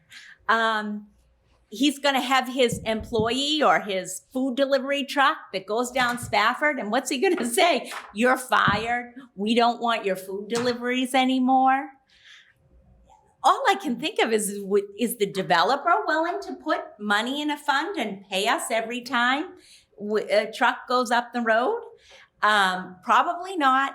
And why should we be responsible for that enforcement? And money really isn't even the issue. It's safety. It's safety. My kids are the oldest on the street. They're college age. They're all young kids on our street. And I will say in terms of mitigation and traffic measures, it's right in there that you are the designers of the traffic study. It's my understanding that it was done in July, which is really a slow time of year around here. And then there was some additional study done in January. So I don't believe the school traffic has been addressed given those timeframes. And that we need, it is only fair to take that into consideration, thinking about the new students traveling from this big development on Randolph Ave to Milton High School. This is inconsistent with our master plan goals and objective, preserving the character of this neighborhood. It can't be done if the safe site is going to be, we keep trying to fit a square peg into a round hole here. And we get deeper and deeper into where we don't want to be as we try to fix one problem with another. Next slide, please. Okay. And we went through this. I don't believe that you can make this place safe and meet that goal, which is part of the article, which is keeping it consistent with what our neighborhood looks like now. It should be in harmony with the neighborhood, and it's getting further and further away from that. Okay, I think that's just about it. One more slide. And this is all, if you could just go to the next slide. We're balancing it here with this, with a place that really is not for Milton residents. It's no priority for Milton residents. It's very expensive. I think it's going to be out of reach for most of our community, and we're going to be putting our children and families in this neighborhood at risk as a result. It just does not seem right. So I would say, and having the owner review what goes on with the traffic camera and enforcement, that's like the fox. It's putting them in a difficult position. It's the fox guarding the chicken coop, right? So thank you for your time. I know it's late. I'm sure Nadine has things to say, but we really appreciate it because you're really the thing that stands between us and having our neighborhood really unsafe and our basements really wet. So thank you for all you do and for taking it seriously. We appreciate it. Thank you. So Nadine has her Oh. raised as well. All right. Can I speak just real quick? Yeah, if you want to come real quickly, and then Nadine. Thank you. Teresa O'Brien, 42 Spafford Road. Since we're just talking traffic, last week there was someone that was doing a traffic study. There was cameras on the corner of Spafford and Highland and by the hospital. So I assumed that was Northbridge, was it? No. So that's interesting because there's definitely Maybe cameras for So 2 that was- days, 48 hours. That was beta engineering as part of our Canton Ave mid-block crosswalk. Part of what? We're doing a mid-block crosswalk on Canton Ave. So would you be able to, because I didn't see any other cameras except on Spafford and the police station. So it's taking into account those intersections as well. Okay. That was the question. Okay, all right. Would we be able to see the numbers? I haven't seen them. It'll be part of the DPW's work. Reach out to the DPW, maybe. Okay, all right. And other thing, I just wanted to he always talks about the town meeting members approving the zoning. Unfortunately, it was like Spafford Road. The first time we ever had to do this, we didn't know what happens, so we didn't get to send something to everyone in the town to really make them understand that it just doesn't affect our neighborhood. It affects everyone in town. It affects everyone that's driving to the high school and to Pierce, to any of the schools for sports. It's just everyone. And unfortunately, we didn't get that word out as much. It was new. We didn't put something in the Times. We weren't really. Yeah. And the one thing with the zoning, I went through all these calls as well. It was the planning board still has to approve everything. So don't worry about it because the planning board will still have to approve it. So just please keep that in mind. Think of the neighbors. Thank you. And Nadine will let her speak, and then we're going to have to continue this after that. Hi, everyone. Nadine Hanna, 11 Stafford Road. Going to reiterate all the thank yous that have gone around the room. The traffic album that you referenced, I won't make you go through it one by one, but I will send it to you, and I want you to think about those are just the images we managed to catch. By circumstance, you hear the oncoming ambulance or delivery truck or whatever it is coming and make it out to a window or happen to be in the yard. And I have a personal agenda that I'm trying to get at least, 50 pictures of my kids relative to one picture that I have of traffic on Stafford, because at this point it's just really outrageous. I do want to point out one thing regarding the pictures that we saw with the fire department related ambulances.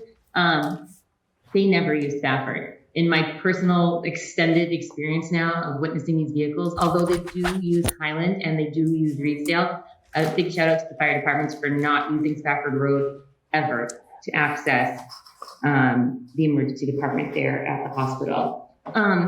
Josh, if I could ask you to pull up Bard's presentation, please, just a couple of quick slides on that. And while we're looking at that, I'd ask everyone to keep in mind from the next presentation, it was slides 7 and 8 that had the pictures of the of Vita Needham and the trucks. It was aerial views from Google of trucks at 2 of the facilities.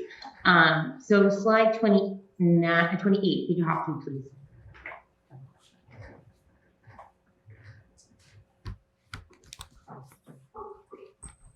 So this, and just to give some context, this is going to be speaking towards, once again, food service, distribution, and it's brief, but I want to put some, I think might be a little bit further than that. It's going to be a picture of a Cisco truck. Yeah, there we go. Thank you. So Cisco, they're one of the major food service providers, along with Gordon Food Service, you know, Gordon being one that was listed by the applicant as someone that they're going to use. This truck is currently, or this morning was between Abbey Park and Starbucks. If you know me, you're going to see me at Starbucks at the fruit center in the morning after school drop off. I hopped out with the lovely driver, thought I was taking pictures of his car, his truck, to complain about his parking, but it was really because I wanted to show this is what we discovered to be a 28-foot trailer looks like on one of our streets. I had a great conversation with him regarding the amount of fill that he's allowed to have cargo space on this particular truck. He can have 7 pallets on either side of his vehicle, and each of those pallets are stacked 1 high. Why this is important is because even though this is a 28-footer, you're not utilizing all that airspace. Trucks of this size are used for quick, frequent deliveries. So kind of the daily drop off to the restaurants in the area and on we go. You're not going to utilize a large truck for those smaller deliveries. They're smaller also when I'm mentioning the airspace. Remember, we're talking about produce. One of the things they referenced, they're going to get a once-a-week produce delivery. And produce cannot be stacked high. It comes in typically collapsible corrugated cartons, often wax sealed to prevent from moisture damaging the product, but they are collapsible. They are open air to allow oxygen into the product so that you know, tomatoes or whatever the produce is doesn't rot in transit. So this means that storage cannot be stacked. So you lose versus if you know you were having frozen bread in hard boxes, you could stack that all the way to the ceiling and double or triple your storage space. So why is this important? They're saying infrequent deliveries, but this type of vehicle only makes frequent deliveries. Can we hit the next slide, please? Gordon Food Service, who is one of their providers. If you see on the chart from their website, if you look down to 36-foot trailer is the smallest declared trailer used in the United States per their own website. The images on the top were their tandem trailers. The ones to the top left would be more of a 28-footer. But again, they're not going to use infrequent. They're going to use Gordon, and they're going to use infrequent deliveries, which means that they're going more in the scale of the 36-foot trailer, plus, you know, the 4 to 6 foot cabin, which also I believe exceeds what they said the largest truck servicing the area, the site would be. And in that, we have proof from their own sites. When I said, please think about Manette's presentation, she showed those aerial images show both a box truck of perhaps a 28-foot size, but then you can also see that the other one, it was Nita, has a trailer with a pivoting cabin, a pivoting cab. So they are servicing these sites with essentially 18-wheelers, right? That's how many wheels are under that vehicle. Why is that important? It's important because it's way too big to be coming down Stafford Road. This truck is of a similar size and scope as the air gas freight that you saw sitting outside of my house between myself and my neighbor across the street. So what is it? Are they infrequent deliveries with small trucks? Are they frequent deliveries? Oh, this is Gordon Food Service this morning. We happened to come around the corner. This is the 18-wheeler. In other pictures that are in the album, the very middle of that truck, somewhere under the corn and the tomato, there's a set of wheels or a weight bearer in the middle. I forget which one it was, but it's a very large truck. It went by so fast. There are about 4 pictures of it that show you how it's coming through. So you can't be both having small. And this was also on my way up to take pictures of the water at Highland Ave. There was a refrigerated rental truck. This is not a truck that you rent to move, you know, your furniture from one house to another. This is a refrigerated truck. That box above the cab there, that's refrigeration unit. So somebody's truck on a route, local, possibly servicing the hospital, broke down, and they said, hey, throw whatever you can to this guy because we do this whenever there's a breakdown. So again, you cannot both say that you're having only small vehicles demanding the day and time of delivery and in infrequent deliveries. They're mutually excusable. You have to either have daily or every other day delivery to warrant being on a smaller truck in my industry, in my experience, or you're on a larger truck if you're really getting once a week. And again, there's photographic evidence of their sites being serviced by both. And lastly, regarding the monitoring, it's not, I take pictures of the ambulances, I take pictures of the delivery trucks, I take pictures of commercial traffic that shouldn't be on the street. I'm not taking pictures of the drivers. I'm not trying to get their license number. I'm not trying to get their ID, or, it so happens that the ride has the 4-digit stamp of whatever vehicle that is. I'm not trying to get that. And I don't have the time to black it all out because I have 3 little kids and I'm a working mother. And this is more than I can do right now. What I am trying to do is show you frequency that I, in my busy life, as everyone here is busy and trying to do what they can, this is what I can get and show you that it's totally inappropriate. In my field, in my industry, we have a shortage of drivers with their CDL, of people who are willing to make long hauls, of people who are willing to sit at a facility when their appointment gets bumped or they get canceled or whatever it is, and they don't get paid until they make their deliverable. As much as I'm not going to call and narc on healthcare workers or the emotionally grieving person who's visiting their mother or father who's aging in place over here, or not in place, excuse me, at the facility, I'm also not going to call on drivers who are in an industry of high demand for those employees. I'm not going to prevent someone from getting their paycheck because they're trying to access a site that does not have infrastructure to support it. That's not their fault. It's not my fault. That's the fault of the applicant, quite frankly. They should not be trying to wedge this facility into that location. And I ask you all, I would never sign my name on something, on a contract or document that had blank spaces on it. I would never do it. And I can't give you unsolicited advice. But as we're all becoming friends throughout this process, and also thank you to my neighbor and friend who I met earlier today, that was a highlight of this whole thing. I would never want somebody to come back and come back at me as having said I stamped a yes when there were so many question marks in place, especially question marks that ultimately lead to the answer of this site should not be on Highland Ave. It should not be at the top of Stafford Road. Thank you guys so much once again, and good luck with the rest of the night. Thank you, Nadine. Okay, great. All right. With that, I think this is a good place to pause. This was all a lot of information tonight that we can, think about, process, and continue on April 9th.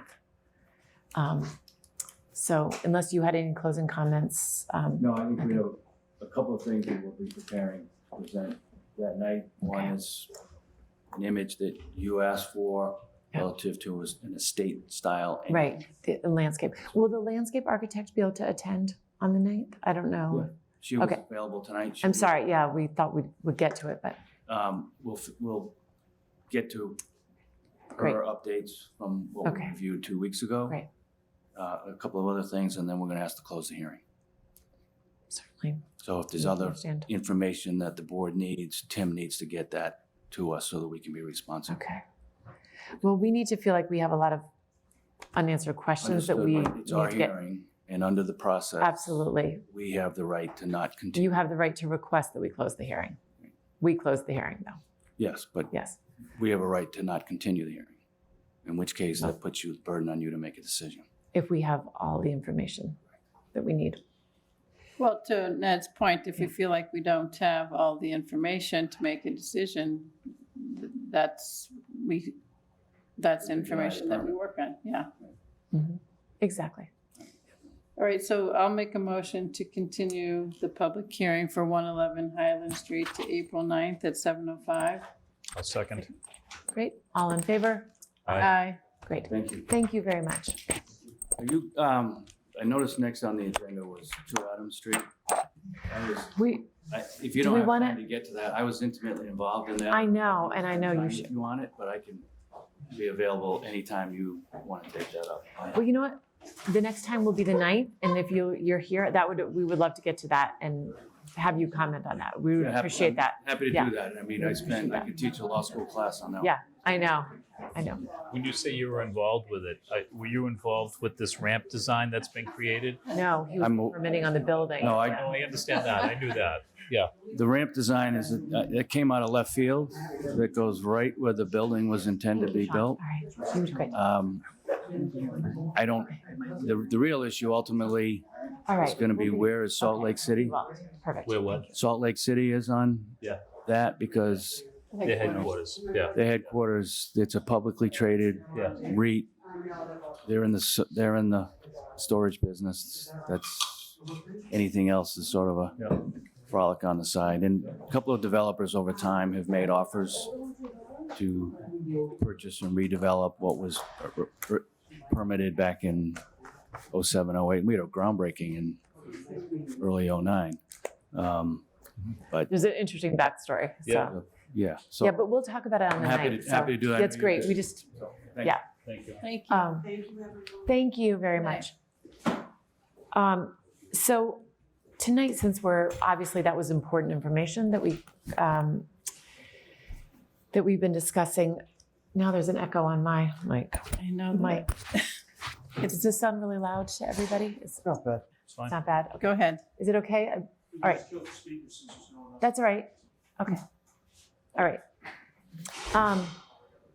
So on the MBTA, so moving to the MBTA zoning discussion, the first thing I really wanted to get to, Tim, the RFP that you had circulated, because I think that's critical that we get that out to hire a consultant.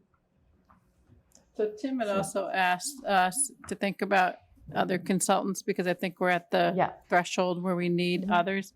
I went to the Citizen Planner Training Collaborative Conference, about a week and a half ago that Saturday.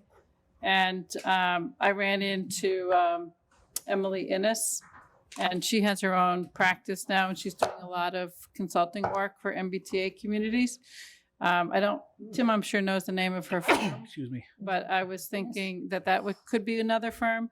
And then also Judy Barrett Planning Group, I think it's called, is doing a lot of work in other communities. And then MAPC. So if we need, I don't think we need 4, but if we want to get 4, those would, util, of course. So that would be my recommendation. Same Barrett that did our Barrett report? Mm-hmm. Yeah. So Tim, you would be sending this out and it's posted publicly, so anyone can respond, correct?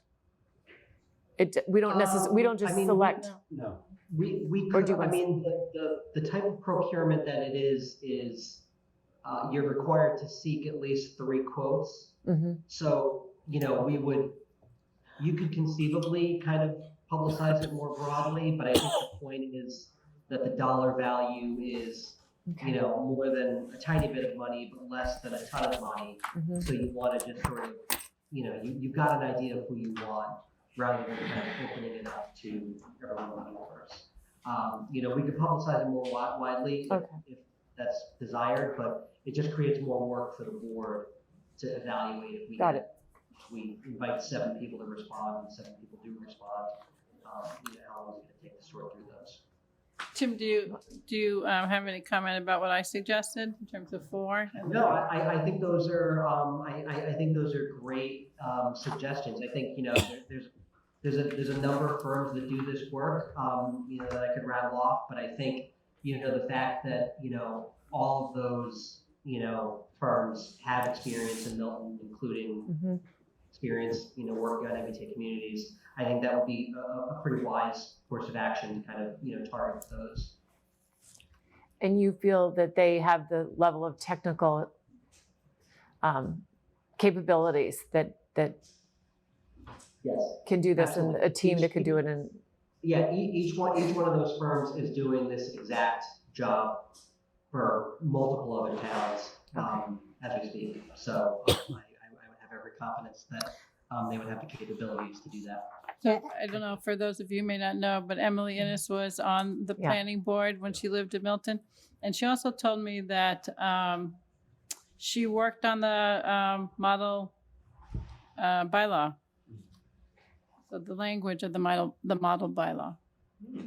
So She also, I think, was hired by Littleton. She was their consultant, because I watched the Littleton town meeting, and it failed. Littleton voted it down. Believe it or not. Recently? Yeah, I don't know, not sure when, last year. I think some communities also, there were several I saw Judy Barrett did a post on, I think, LinkedIn, that several of her towns that she was working with just approved it within the last week or two. I've forgotten which towns. Norwood the other week approved theirs. There's at least Lincoln, 3 or 4. Burlington. Okay. Yeah, I think that's a good list. I think that's a good list. Yeah, just I would be quickly, comfortable. MHP also hosted one of the webinars that they've been hosting. I attended that maybe a week or two ago, and Judy Barrett was one of the panelists, and she was just really good too in terms of the MBTA community discussion and the community she's working in. So I think any one of them would be a good choice. I enjoyed working with MAPC and UTIL, so no problems there. So do you need a vote from us, Tim, to support? Can I make one yeah, comment? sorry. Tim's RFP identifies 2 tasks, right? The 25% and the 10%. And I guess I just want to make sure that whoever it is willing to work on both. If you guys, we're getting grant money for the 25, aren't we? We have to pay out of pocket for the 10. Tim, right? Tim identifies that there's 2 different funding sources, right? But it would be the same consultant who could do both. Yeah, Right. Yeah, Same consultant. consultant. Yeah. But the reason I bring it up, back during the discussions, UTIL wouldn't even answer a question when I asked a question about 10% and what of our challenges would be relieved. I hope we don't have a consultant that's unwilling, to talk about both. We're going to do both. We're going to do a 25 and we're going to do a 10. We just need a consultant that's willing to comply with what Tim wrote. That's what he wrote in the RFP. There were 2. So maybe I don't even have to say that because it's written in the RFP, but I don't want to be involved in tension, as we try to create, 2 options. Right. So that sort of was my fear a little bit with Emily and Judy, where I feel like they have been intimately involved in Milton's planning. And maybe, I could be biased because I don't really like what they've planned. And Emily was very active in the creation of the master plan. So just to echo Sean's point, I'm a little bit nervous hiring somebody who is intimately involved. And I think there could be a plus, because there's a learning curve they don't have to learn from. But I feel like they could come in with a certain bias or a certain plan already in their head. And they may not be open to something new. I think, if it's in the scope of work, I'm a consultant, that's my job. And, if an RFP is asking me to do something that I don't want to do, I don't respond to that RFP. Right. Because it's not aligned with my work. So, it's just, to me, it's clear. I'm with you. It's logical and reasonable. But I think given what we're dealing with, it's a fair thing to say. If you think I'm crazy, you can say I'm crazy. Well, I don't think it hurts to ask. But to Maggie's point, though, about whether that takes away from their qualifications, I don't think it takes away from their qualifications. I think it's perfectly fine to confirm that with them. Though. But we should. The only other comment I had on the RFP, and a resident tonight approached us again about timeline, and probably residents don't understand this, but this isn't all within our control. We need a consultant to help us. It isn't like the 5 of us could identify the timeline. I know we tried to talk about it a couple weeks ago, and I had a medical situation. I couldn't go any further, but how do we do this with a timeline? Because Tim has the tasks. Should we identify the timeline for the tasks? Or should we ask the consultant to identify, and then we pick the consultant with consideration for how long for each task? So I think it's important to see what the consultant's availability is too, of all 4 of them. If somebody's not available to start because they're already overcommitted, I think that's really important for us to identify. Right. But I also think we can map out the tasks ourselves a little bit, because I mentioned, I think at one of our meetings, that we needed to kind of get on the same kind of starting point. Like residents weren't fully paying attention, which we acknowledged last summer when it was all really, the meat of it was being discussed and developed. So some people, I felt in the discussions and the yes and no's making arguments that there was misunderstandings or maybe just, not enough knowledge about what was actually in the plan, what the requirements are. So we are in this kind of situation where the town's challenging the guidelines and so forth, but that's the best information we have, I think, at the moment. So I think we need to set sort of some goals of how we're going to go about this process. So I want to get to that because I have a suggestion on that, but I want to finish just the RFP discussion because but it ties into. So it does tie in, and that's we have to guide the consultants to Sean's point. Correct. So if we said that one of the first tasks is actually going to be to develop a schedule with us, then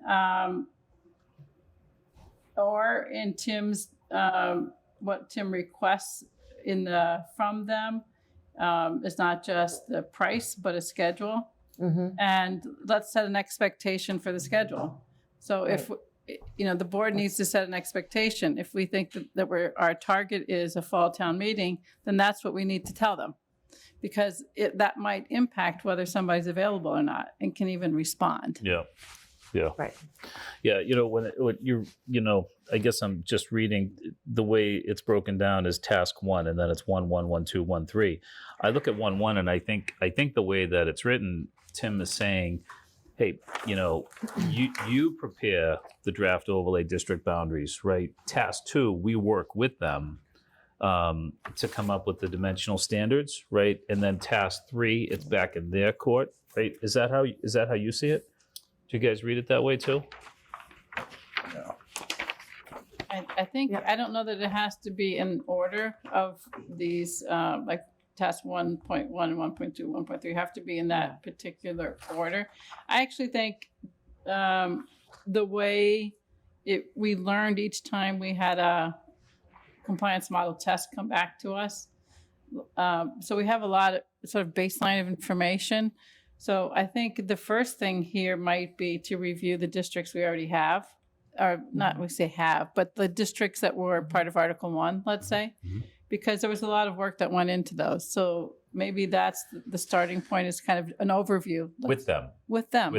Yeah. Because one of the things I'll say is, like, I've been looking at the Elliott Street and the Blue Hills Parkway corridors more carefully, like at really what's the net new there opportunity. Because I mentioned to you, Sean, it's not what was in. Yeah. Because the tool that was used by UTIL was the Residensity tool, that online tool. I looked at every single parcel, and that was in the spreadsheet that UTIL supplied to us through Tim. And so I checked it against our GIS mapping, which is taking me some time to do. So I'd like to go through it with all of you.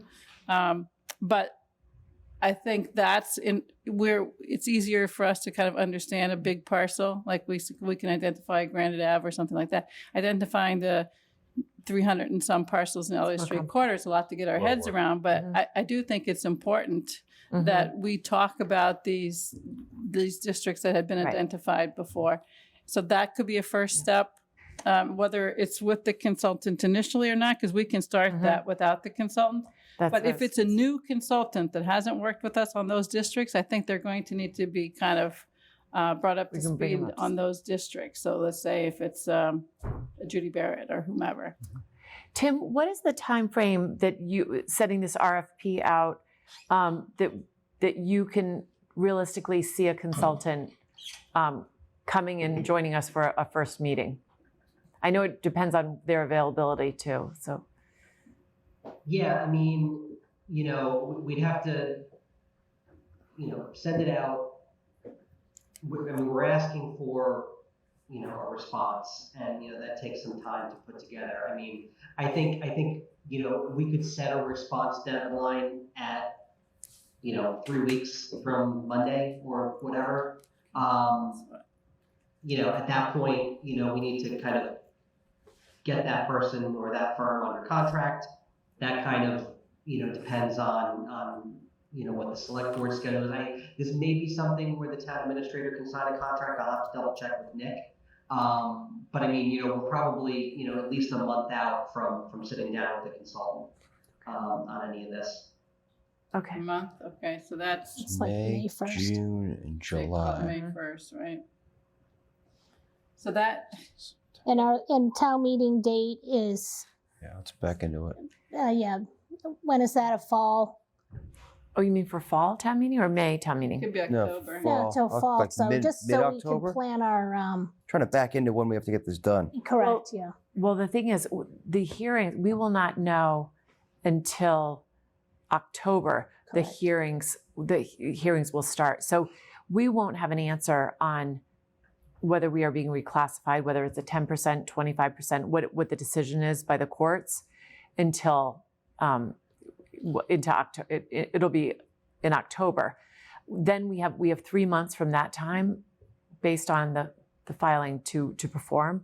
But we may not know. I'd like to have our plans would be well in advance of that, but it will be October. So we wouldn't plan a town meeting necessarily I would say not before early November. There's going to be a town meeting. It's going to be for other reasons, for other purposes. So, but they may delay. They may make it later, schedule it later. The select board, like they did this past year. It ended up being in December. I think it would be helpful to find out what they're thinking, if it's October or November. But I do think we need to back into it and be realistic about it, as we've said. So if we said October, let's just use that as let's say mid-October. And I think I was saying before, I had looked up that needs to go to print at least a month before that. And needs to go to the warrant committee probably at least a couple of weeks before that, probably more if something complicated, but let's just say 6 weeks at the minimum, right? So would be End of September August. 1, if it's middle of October, right? So May 1 to September 1, June, July, August, September, 4 months.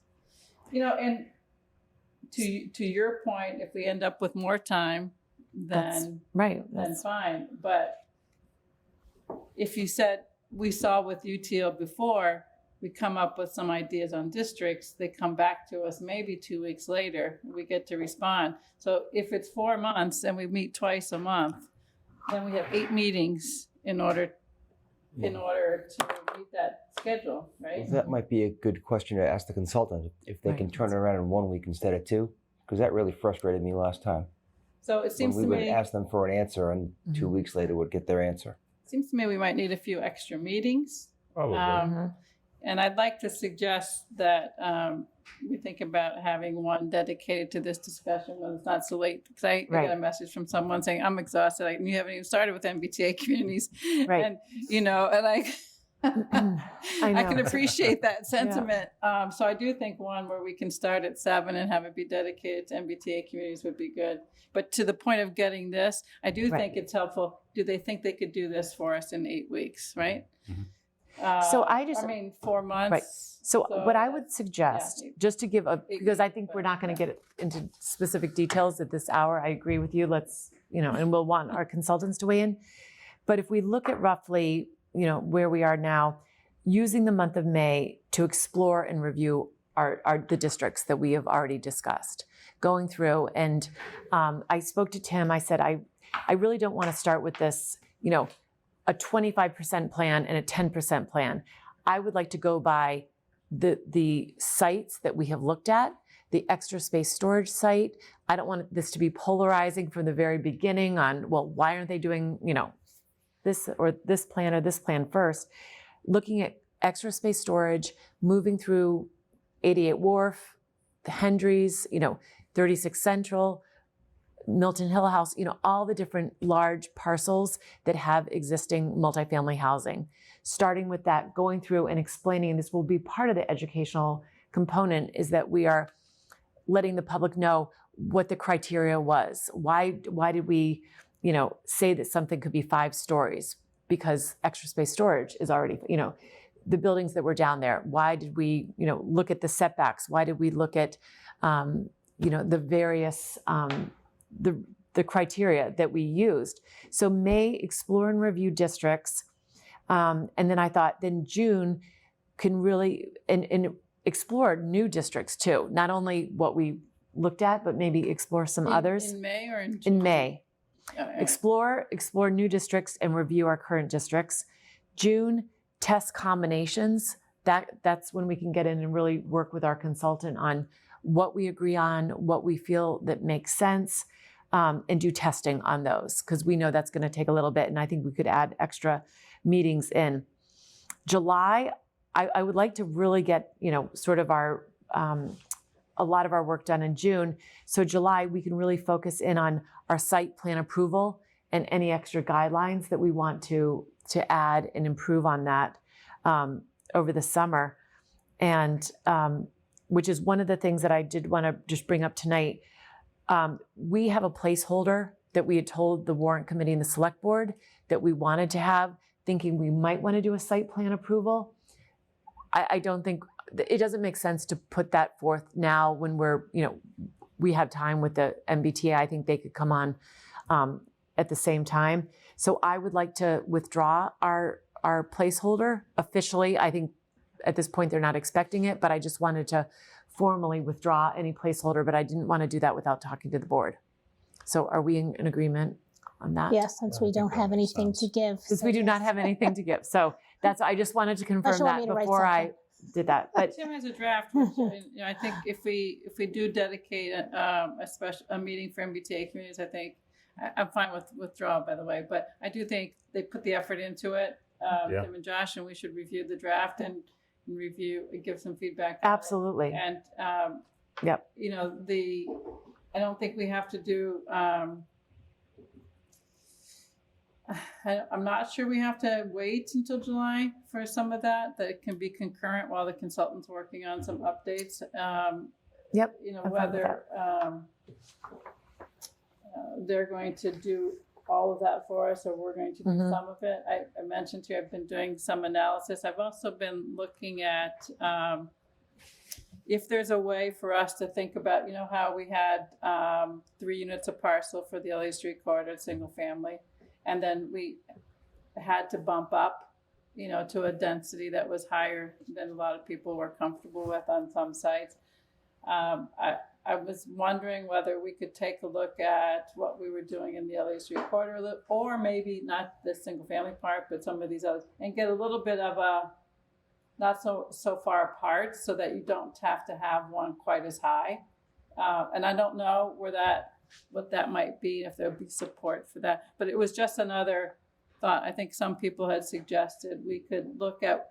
We said 7,500 is the minimum lot size, but there's at least one lot in that area that's over 25,000 square feet. And I think I don't want to get into that level of detail right now, because that's fine. Because that would be our timeline. So I want to stay with our timeline on the exploring and reviewing districts in the month of May, and that can be part of that. I'm responding to your saying that what we're going to do in May and June, and what we're going to do in July and August. I think the districts could take longer. If we want to explore these dimensional standards at the same time. It's one thing to draw a boundary, but it's another thing to understand dimensional standards, because that's going to set not just the density, but the character. And that's where, in my mind, the amount of time should be spent. That character, we never really discussed what the character that was going to be Blue Hills Parkway. I've started to look at that a little bit more, and look at there's only a handful of parcels that are actually eligible right now, and there's 3 churches in them, and a daycare center. So this is the kind of stuff I think we need to make sure we're thinking about, and I'm not sure that's enough time. Yeah, and I assume that things can run. This may run into it, but really dedicating May to sort of. Are you saying May isn't enough time to do all of that? Well, I'm saying May and June. We need at least May and June to do that, because I don't. If you think about what I just described, and that's only half of the time, and you're using the other half to talk about the site plan approval and maybe some other aspects of the language or the design guidelines, the design guidelines are going to be informed by the first bucket of work, right? Really understanding those districts and what's going to make sense in them. The rest of it is kind of following up on that, making sure it's all tied into the language. Right.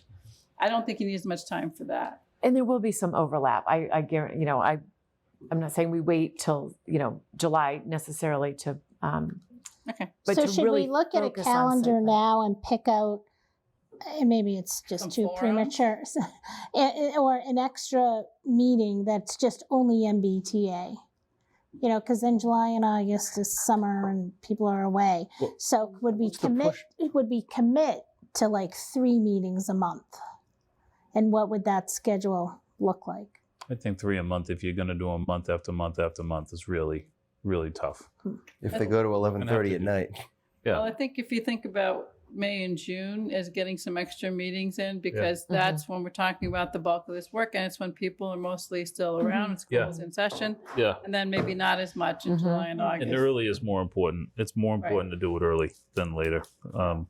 And if it's a whole, like that extra meeting is only MBTA and we stick to that policy. Maggie, I have a suggestion. We'll be back on the 9th. Yeah. I think between now and the 9th, let's look at our calendars. And when we come back on the 9th, let's see what we can all commit to. I'll look at my May and June and just make sure. You know what I mean? Yeah. Is that all right for everybody? That we agree to that on the 9th? Yes. So if we want to wrap to your point, Meredith, that's on the scope of work, just we can let folks go. That's what I want to make sure Tim has authorization from us to Do you get need the. more on this, Tim? What do you need, Tim, for us to authorize you to move forward with this? I guess, it's tough to, I've got X's in the sort of not to exceed price. And I'm wondering if.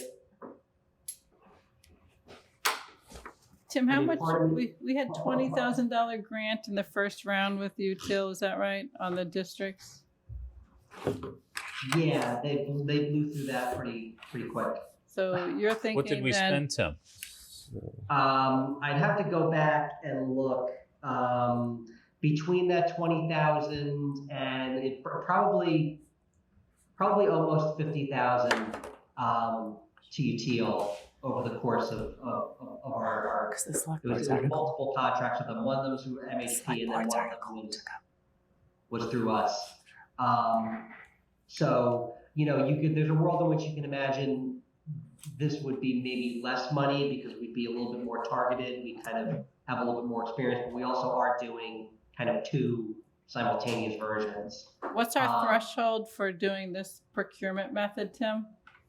$999,999. Yeah. Okay. So, and then in terms of budget cycles, we're going to be in 2 fiscal year budget cycles with this, right? Yes.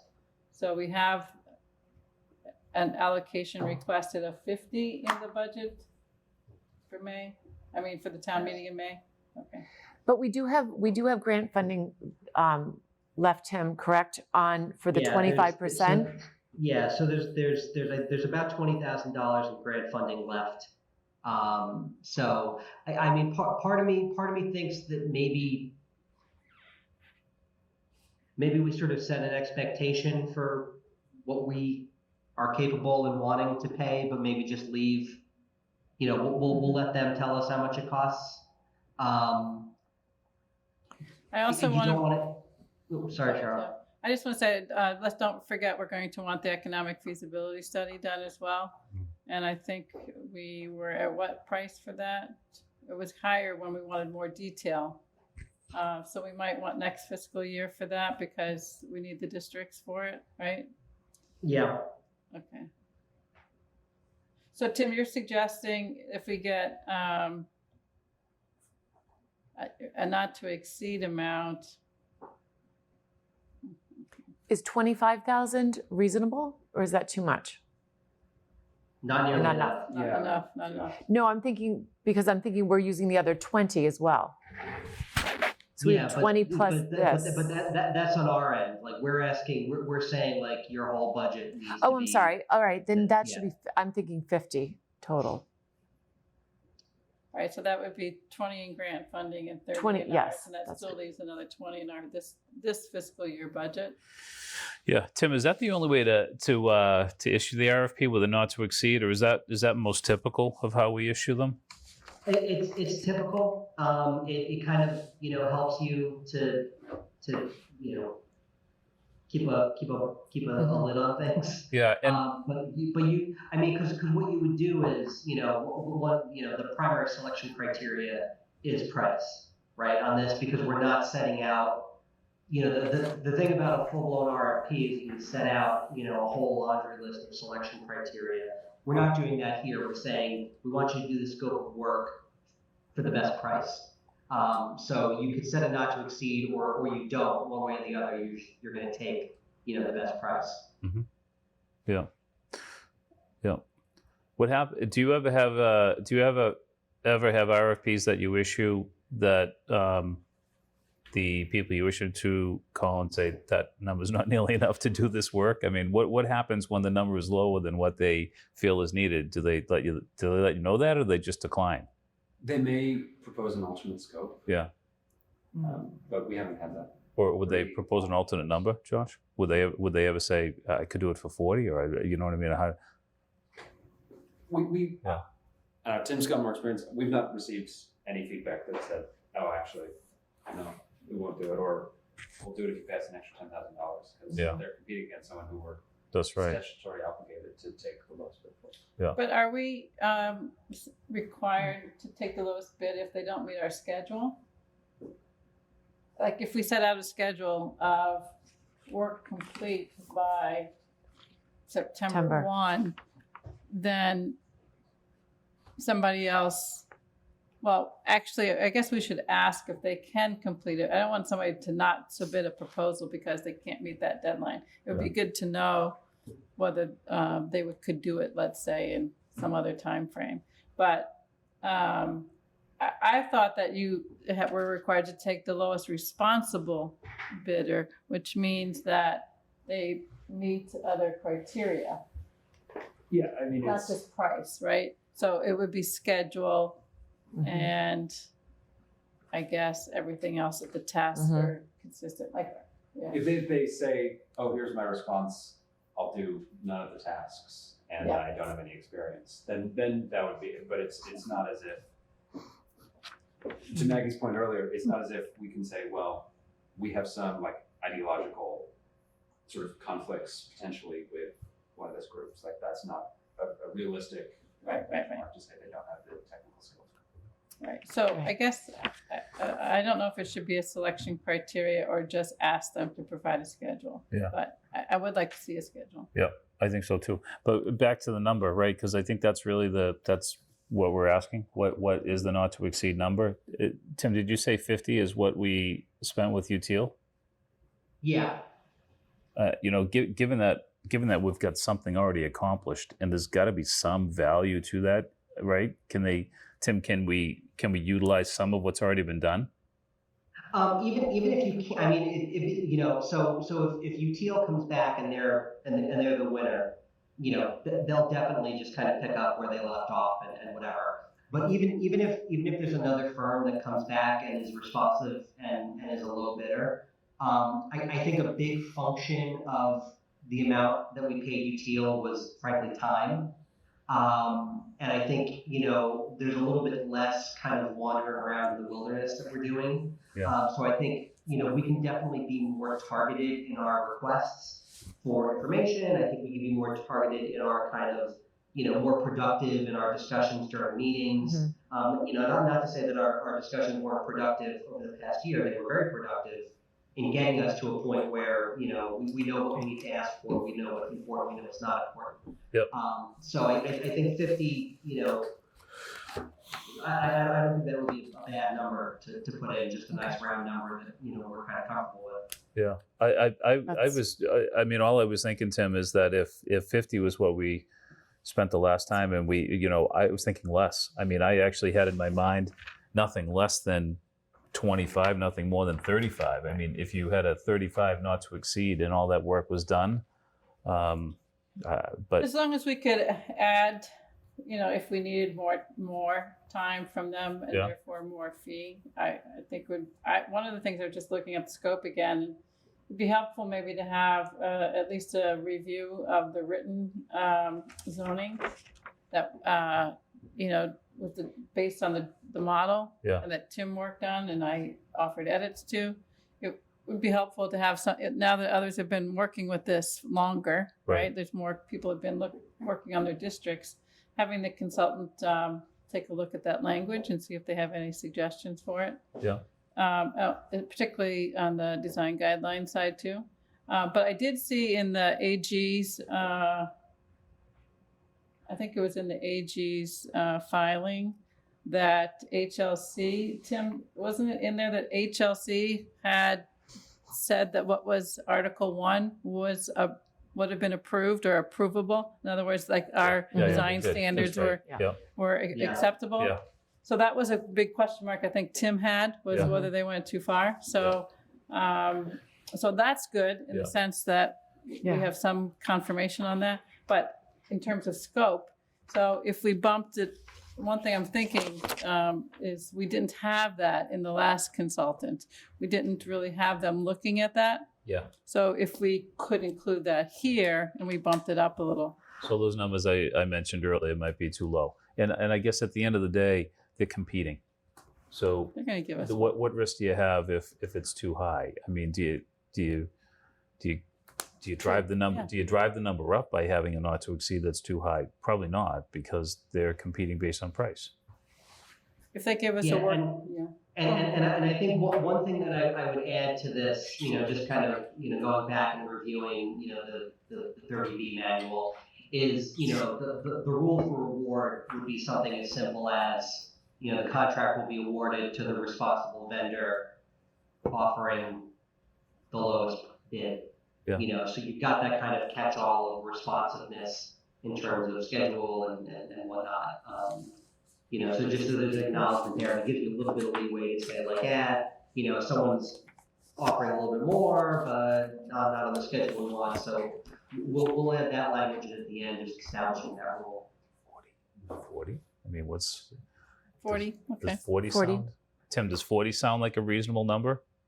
I think we'll get responses at 40. I think that'll probably be fine. I mean, this is important. We don't want to discourage people. It's too important. If Tim, if you feel like that's not enough to get the interest, Maybe right? I think we put 50 and let them come up.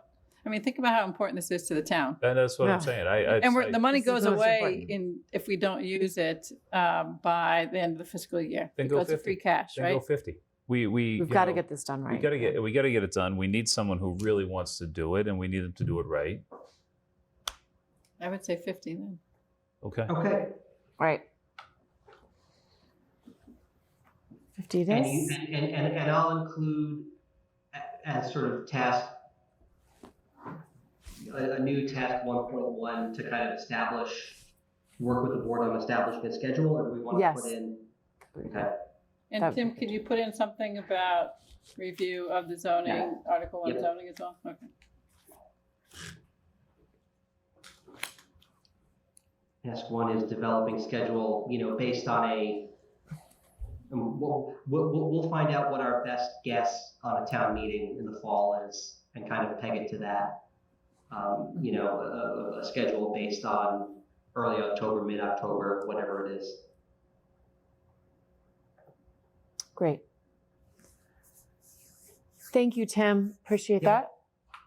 All right, good. So we'll get that moving forward and can have more time for discussion on the 9th too. Okay. All right. With And that, then are you going to put the ramp on the 9th agenda? we're going as to do well? that on the 9th. Yeah. I do want to get to that. Not to belabor the meeting, but we also have the survey questions. Do you want to go Yes. back to a later meeting and discuss that later? Yes. You know what? Can everybody look over those survey questions? And let's continue that discussion on the 9th because that's really important too. To get that. Okay, so just for anybody who might still be watching, who might watch it on tape, the survey is that we would put that out to all residents to get their feedback and give us, that was requested by residents. So just again, Yes. it is going to be in the works. Yes. They have a draft. Yep. We have a draft from the department, and So that we have feedback on that one already. People have answered. It looks like it's the same. And they're going to reopen it. Okay. they've and if added it's- questions at the front, but they're keeping questions from the original. Okay. That's the plan, right? The plan is whatever you want to do. Yeah. So Yeah, if we, the thing that's really hard about it, there's 500 people that took the survey. You know, that I'm still trying to figure out how to get more people to do it. You know, Well, I and just it's think- interesting. You know, it's interesting because that result that it seems like there were as many people opposed to the zoning as there were in favor of it. It was like 155 to 144. So it's not like you're only getting one group of people. We're just only getting 500 people. You know what I mean? Yeah, I mean, I don't That's why need the to belabor community point coordinator- about like how social sciences work and statistical significance, but like given the survey size and like a 95% confidence, it's perfectly good as a survey that is statistically significant and is representational. So I think trying to think like, oh, we want 50% of the town to fill out a survey, you'd have no statisticians if that was what No, I know that. I know. and I think Well, more I think- people are I engaged think- now than they were before. So I think we're going to get more feedback just because people are paying attention. And that was our whole problem last year. You know, at least my problem. Like, no one knows about this. You know, and now they do. So how old And is I that? think one important thing to think about as you look at these questions, and you know, on the one hand, I think Josh is right. You know, you don't need 27,000 people to vote in a survey to get, you know, meaningful statistical data. On the other hand, you know, we aren't actually, you know, conducting a scientific survey here. You know, it's self-selecting for people that are, you know, engaged in a certain process. So the way that I like to think about these things is, what do you as a board not know that you need people to tell you via a survey? You know, so thinking critically about what you want to get out of it. I would treat it less as, well, half of people said they wanted this and half of people wanted this, so it's a tie, but 75% of people said they wanted this, so we're going to do this. I think, you know, that's where you're going to get into a situation where, you know, is this truly representative, either in terms of response rate or, you know, the composition of respondents. I think, you know, it's a tool, it provides a data point. What is the type of data that you don't think you can get anywhere else except for, you know, this survey?